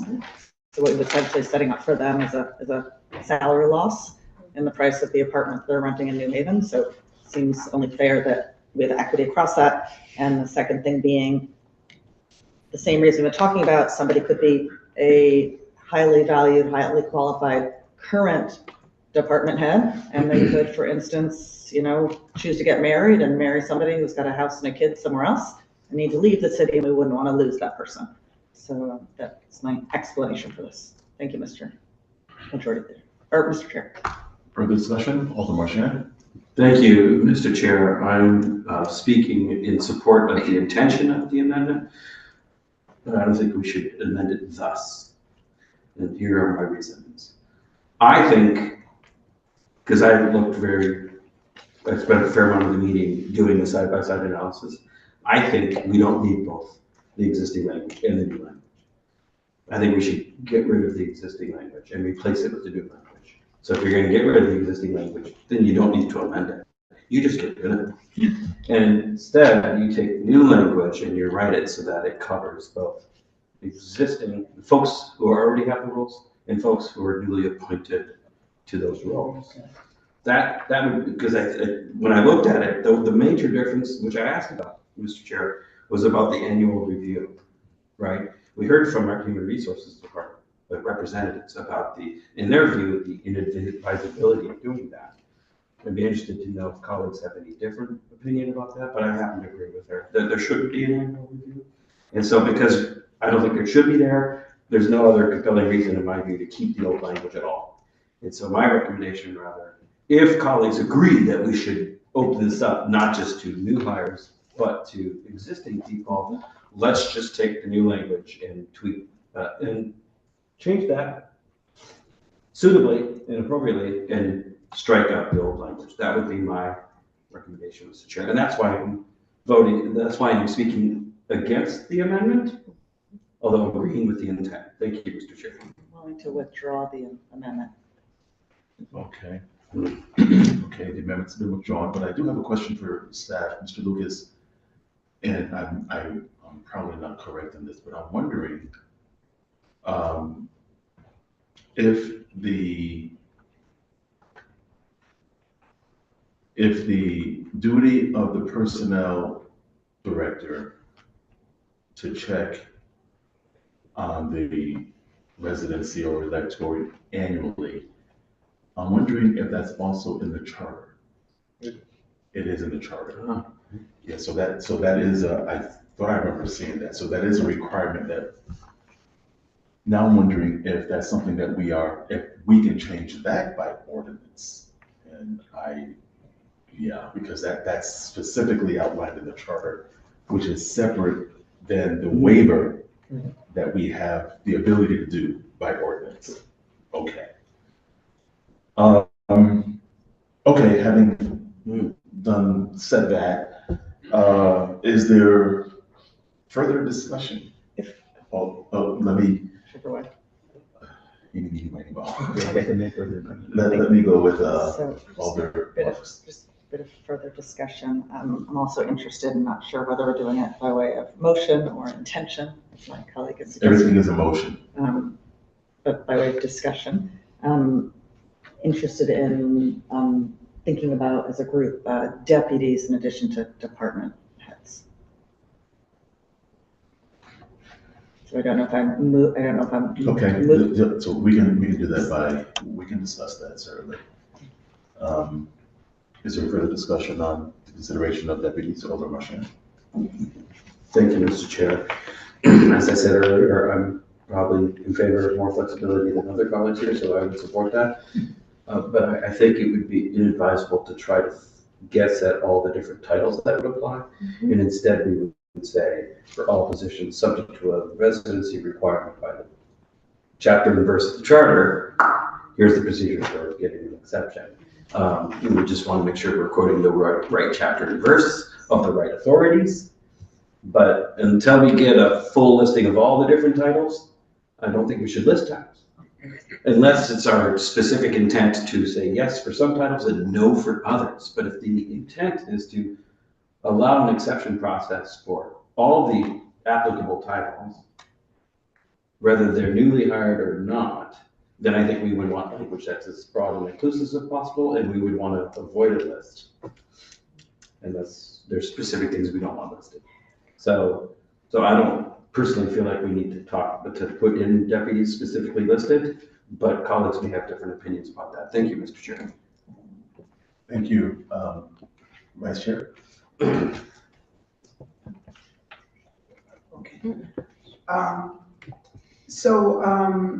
I agree with my colleague from the 25th Ward that we should not be so specific and descriptive of every title, because in being on this board for 15 years, I've been a part of the whole development of a whole department, right? And so that happens. And so with that happening, if this say new department person, say another department is created, and that person's title or whatever is not in this ordinance, then they would not be afforded these same opportunities. But if we noted the general language that said, whomever is subjected to this rule or regulation, that kind of covers everyone. So I just wanted to make that point that we will be setting ourselves up if we try to really outline every last title in city government to do what, right? Other than to make sure that everyone is fair and equitable. So that's it. Thank you. I think perhaps an easier way to do it would probably be to define a department head. So we have an administrator, a community services administrator who also serves as the head of several departments. And so I think maybe a way to do it would be to give some definition of what, we already have a definition for coordinator. So what would, because I understand the concern. So the concern would be if there is a creation of a new department, and that department does not necessarily go by department head, but it would fit this criteria. Without the definition of a department head, then we will be going back and forth again. So I think that's something that we could probably work on, to figure out how we want this to be all inclusive. I don't think we should go through the structure of the fire department, but somehow think about how this would, and I do see your hand, just let me finish. How we might be able to include all those that we want under one title, or Yes. and then it would broadly cover the scope of the different functions of our various departments. Okay, I will yield back to Alder Marks. Was there anyone else? And then Alder Marchand. Were you wanting to get on the queue, Alder Rodriguez? No. Okay, Alder Marks. Just very briefly, thank you, Majority Leader. I'm in full support of what my colleague Alder Marchand had suggested, which I think if I heard him correctly, especially with that fabulous noise he made, was, we have a hot noise, was if we reference the charter itself, these are the positions that the charter had established for residency requirements, and then we're doing an exemption from the charter provision. I think you may have said it more eloquently. Well, I think we're saying not to list positions. It's not listing, I thought I heard my colleagues suggest that we just reference to those positions that are subject to this provision of the charter. We set up this exemption process. So you'd just be referencing anything governed by section 12 of the charter. What was it? Yeah, I'm sorry? okay. Anybody governed by that can have our exemption process. I thought Alder Marchand had a quick, concise, and very flexible over time way of doing this. Okay. Thank you, Mr. Majority. Alder Marchand? At the risk of contradicting myself, Mr. Chair, I mean, I agree with myself being flexible, but I also haven't seen that full list of positions. And so it's useful when you're making a decision about policy to actually see the specifics, because you might decide, oh, wait a minute, we weren't meeting those 3 positions. We were thinking about these other 27 positions, right? So right now we're speaking in generalities. We have some sense of what positions we're talking about. We're certainly talking about coordinators and department heads. But then there's also deputies and assistants, and then there's residency requirements, maybe for different reasons. There's the charter requirement, but then there might not be others. So we should disentangle one set from the other. I believe the information request we made through you, Mr. Chair, was to have a full listing of all positions in the city that have residency requirements, and then a column that says why. I think here we're talking about a charter. There might be others that we wouldn't touch or that we shouldn't touch. But I think we could err on the side of broad inclusivity, in which case you could have the kind of language I was describing. But do you want to do that without first seeing what all those titles are and where they are within the structure of the city? Which, like, that was not one of the exhibits we saw tonight, right? Like an org chart with all the different dots for what are the positions we're actually talking about. So, you know, and we could do that before the second reading. We could make an amendment tonight to make it broader, but then have reserve the right to change our minds once we see that org chart with the dots. But I think like the specific information might raise certain concerns that we're not currently anticipating. So that's just my word of caution for the suggestion I made earlier, which I still agree with in general. My concern also is just looking at this section 2-221B general rule. Each incumbent coordinator shall be an elector. We went through the difference between elector and resident. And then C, the legislative finding also says the electoral requirement of the charter and the general accompanying requirement of residency within the city, et cetera, et cetera. We do have a provision to waive the elector requirement. And we have done that with one department head that was not able to be an elector. And so we were able to do that. But this elector requirement, I believe this is how the charter reads. Yes. Resident elector. It does say resident, it doesn't say elector, it says resident elector. Resident elector. Okay. Then we're fine with that. All right, then what I was thinking becomes what is the, well, first let me ask if there's any further discussion, then I'll ask what is the will of this. Is there any further discussion on this? Further discussion? I'll wait a moment because there's a lot to digest. And so while I'm waiting, I'll keep the tape rolling and say that. So we have a couple of options. We can broadly pass something and then tighten it. I don't really like doing that because the committee sometimes may not see what is done until we say it on the floor. If you don't have a chance to read the information, the other option, which would trigger another public hearing, is to keep it in committee unless we did a committee action only on it, which we would just work on the amendments. And so those are the two choices. So we have a special meeting. This was a special meeting tonight because we want to get this done. Because we're going into summer and we just don't want to have this lingering. And so that's just something that I'm just kind of throwing out there for consideration. I will yield to our Vice Chair.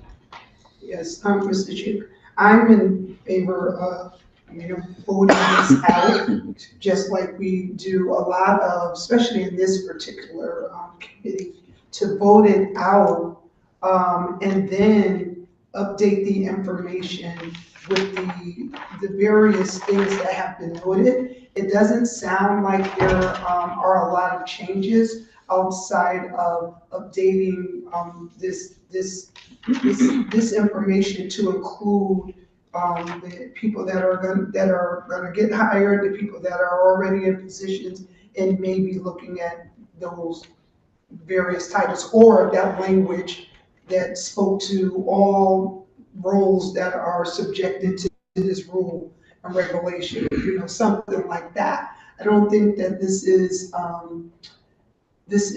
something that we should just keep in committee, because I do hear a lot of times in the community about how hard it is to get hired with the city and how long it takes and all of these different things. And HR has come to us today to talk about one of the reasons why it does take such a long time, because they have these various barriers, right? And so anytime it takes 3 years to get one person in a role, that really says somebody needs to make some type of change.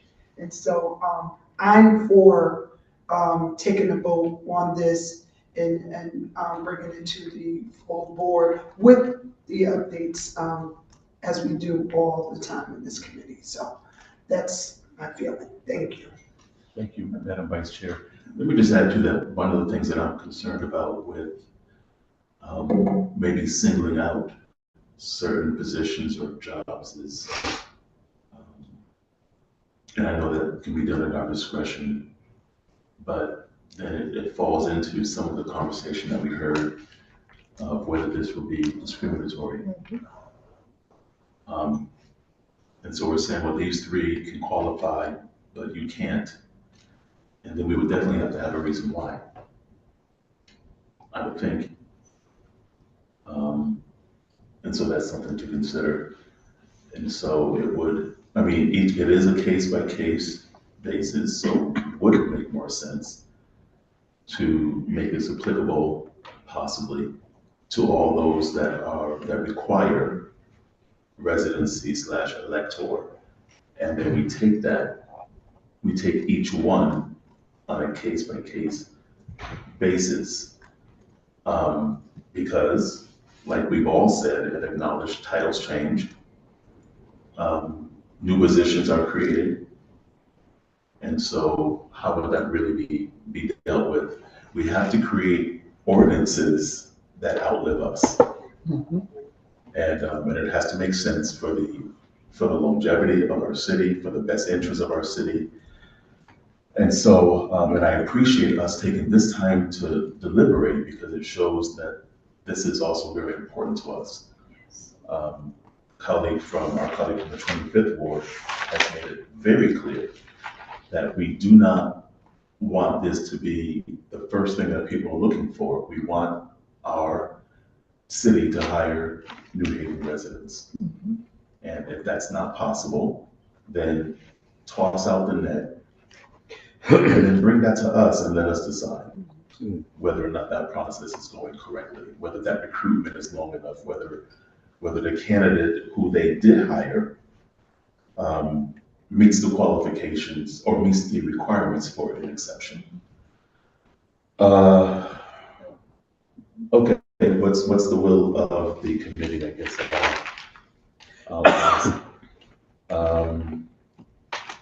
We'll need to do something.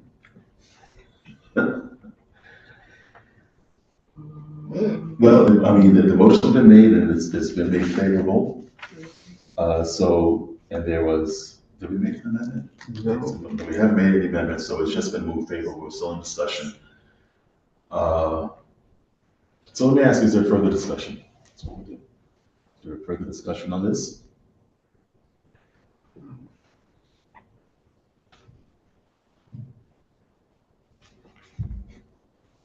Alder Marchand? Mr. Chair, I move an amendment to this item. Somebody second. Has been moved and seconded. Discussion. Thank you, Mr. Chair. Here's the amendment that I am moving.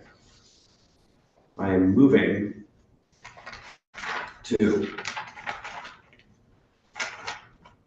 strike existing sections A, B, C, D, E, F, G, H, I, H.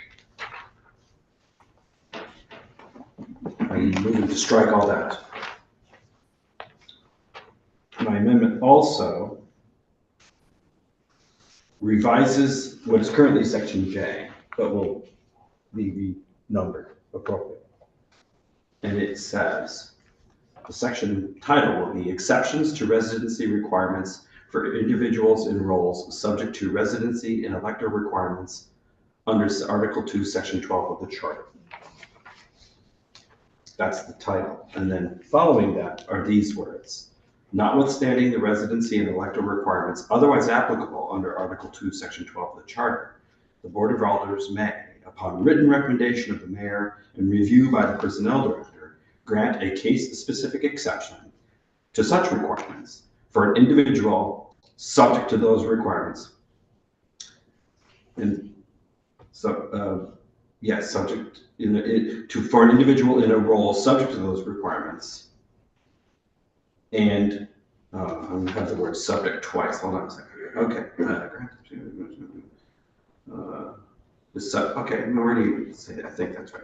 Okay, so let me say it again. Notwithstanding the residency and elector requirements otherwise applicable under Article 2, Section 12 of the Charter, the Board of Alders may, upon written recommendation of the mayor and review by the personnel director, grant a case-specific exception to those requirements for an individual subject to the standards and procedures set forth in this section. So that's the other change. And then the other change I would make would be anywhere in the red language that says newly appointed people, we'll replace it with individuals subject to these requirements. that is my motion, Mr. Chair, and I urge colleagues to support it. It prevents us from having duplicative language. It brings it all into one set of language dealing with anyone subject to these requirements. My intention would be for it to apply to people newly appointed or people in those roles for a long time. I'm keeping the annual review. We should put it at the end of the red text and number it accordingly so that it's in there if we're required to have it. But essentially, Mr. Chair, I am broadening the language in the way I mentioned earlier, and I'm replacing the existing language with the new language and not having duplication. I urge colleagues to support my amendment. Thank you, Mr. Chair. Thank you. Further discussion? Vice Chair? Just for clarity in regards to the motion, so this last line, and it was read on page 5, any request for such exception shall be submitted within the period otherwise permitted for compliance under the charter. That will stay. Definitely. Oh, okay. I'm not changing that. Thank you, Mr. Chair. Further discussion? Look like you want to say something. Yeah, we'll rush, yeah, we can take our time. Thank you, Mr. Leader. So I greatly appreciate Alderman Marchand's proposal. I think it hits the nail on the head. Just want to clarify my understanding that what we're doing is we are extending the pathway for exemption from resident requirements to both incumbent and new hires of coordinators, department heads, and deputies. That we have question. Or any other title that would or be any other subject to title that these is requirements. subject to the charter. Am I understanding you correctly? That is correct. With that as the understanding, I'm fully supportive from Mr. Majority Leader with Alderman Marchand's proposal. Further discussion? Okay, I will ask Alderman Marchand if you could just send that to me. Yes, I will try to read my handwriting and do that, Mr. Chair. Great. I got the elimination part, and most of it is pretty much reads the same, but we made a few corrections to make it more readable, which we appreciate. Okay, all in favor say aye. Aye. Any opposed? Any abstaining? The amendment passes. We are back to the item as amended. Is there any further discussion? Alderman Marchand. Mr. Chair, I urge colleagues to support a favorable recommendation to the full board of alders. I will, of course, be eager to see that list of titles, just in case it sparks further ideas. Thank you, Mr. Chair. Thank you. Any further discussion on the item as amended? This will be the last chance to speak on this item in committee. Okay, I am also in support of this. This has been a lot of work, and we've heard from a number of people. The majority are speaking in favor, and people still have a chance to send in their testimony up until the time we vote on this, which would be in June. And so people can still send in their written testimony. And I don't think they can send it here anymore, but they can still send it to public testimony at newhavenct.gov. Or they can put it in the comments of the Independent, and we'll see it here too.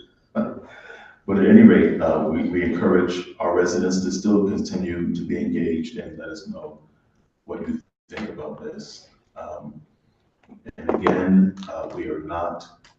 this is not changed to the charter. We are still staying within the guidelines of the charter, and we are making an ordinance amendment which provides an exception to be able to stay on point with 2026, right? And beyond. Okay, all those in favor, any other discussion? Alderman Marks? Just want to share, and I want to thank you for your leadership and thank my colleagues for what I think was really hard work tonight. I just want to share that I think that we all probably agree that in an ideal world, everybody who works for the city would live in the city. In an ideal world, all city positions would be filled by the amazing people who live here. But that's an ideal world, and we've heard, real factors that need to be taken into consideration, and real understandings of real world situations. And I think it's just important that the public understand what we're doing here tonight, to echo what Alderman Marchand did, which is that we are not devaluing the importance of living here. We all live in this community.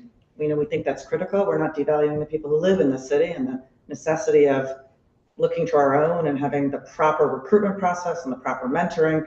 I think that it needs to really be understood this is just a pathway for an exemption in limited and specific circumstances, and which will really be done on a case-by-case basis. I just want to be really clear that the messaging is heard right, what we're doing here tonight. Thank you, Mr. Majority Leader.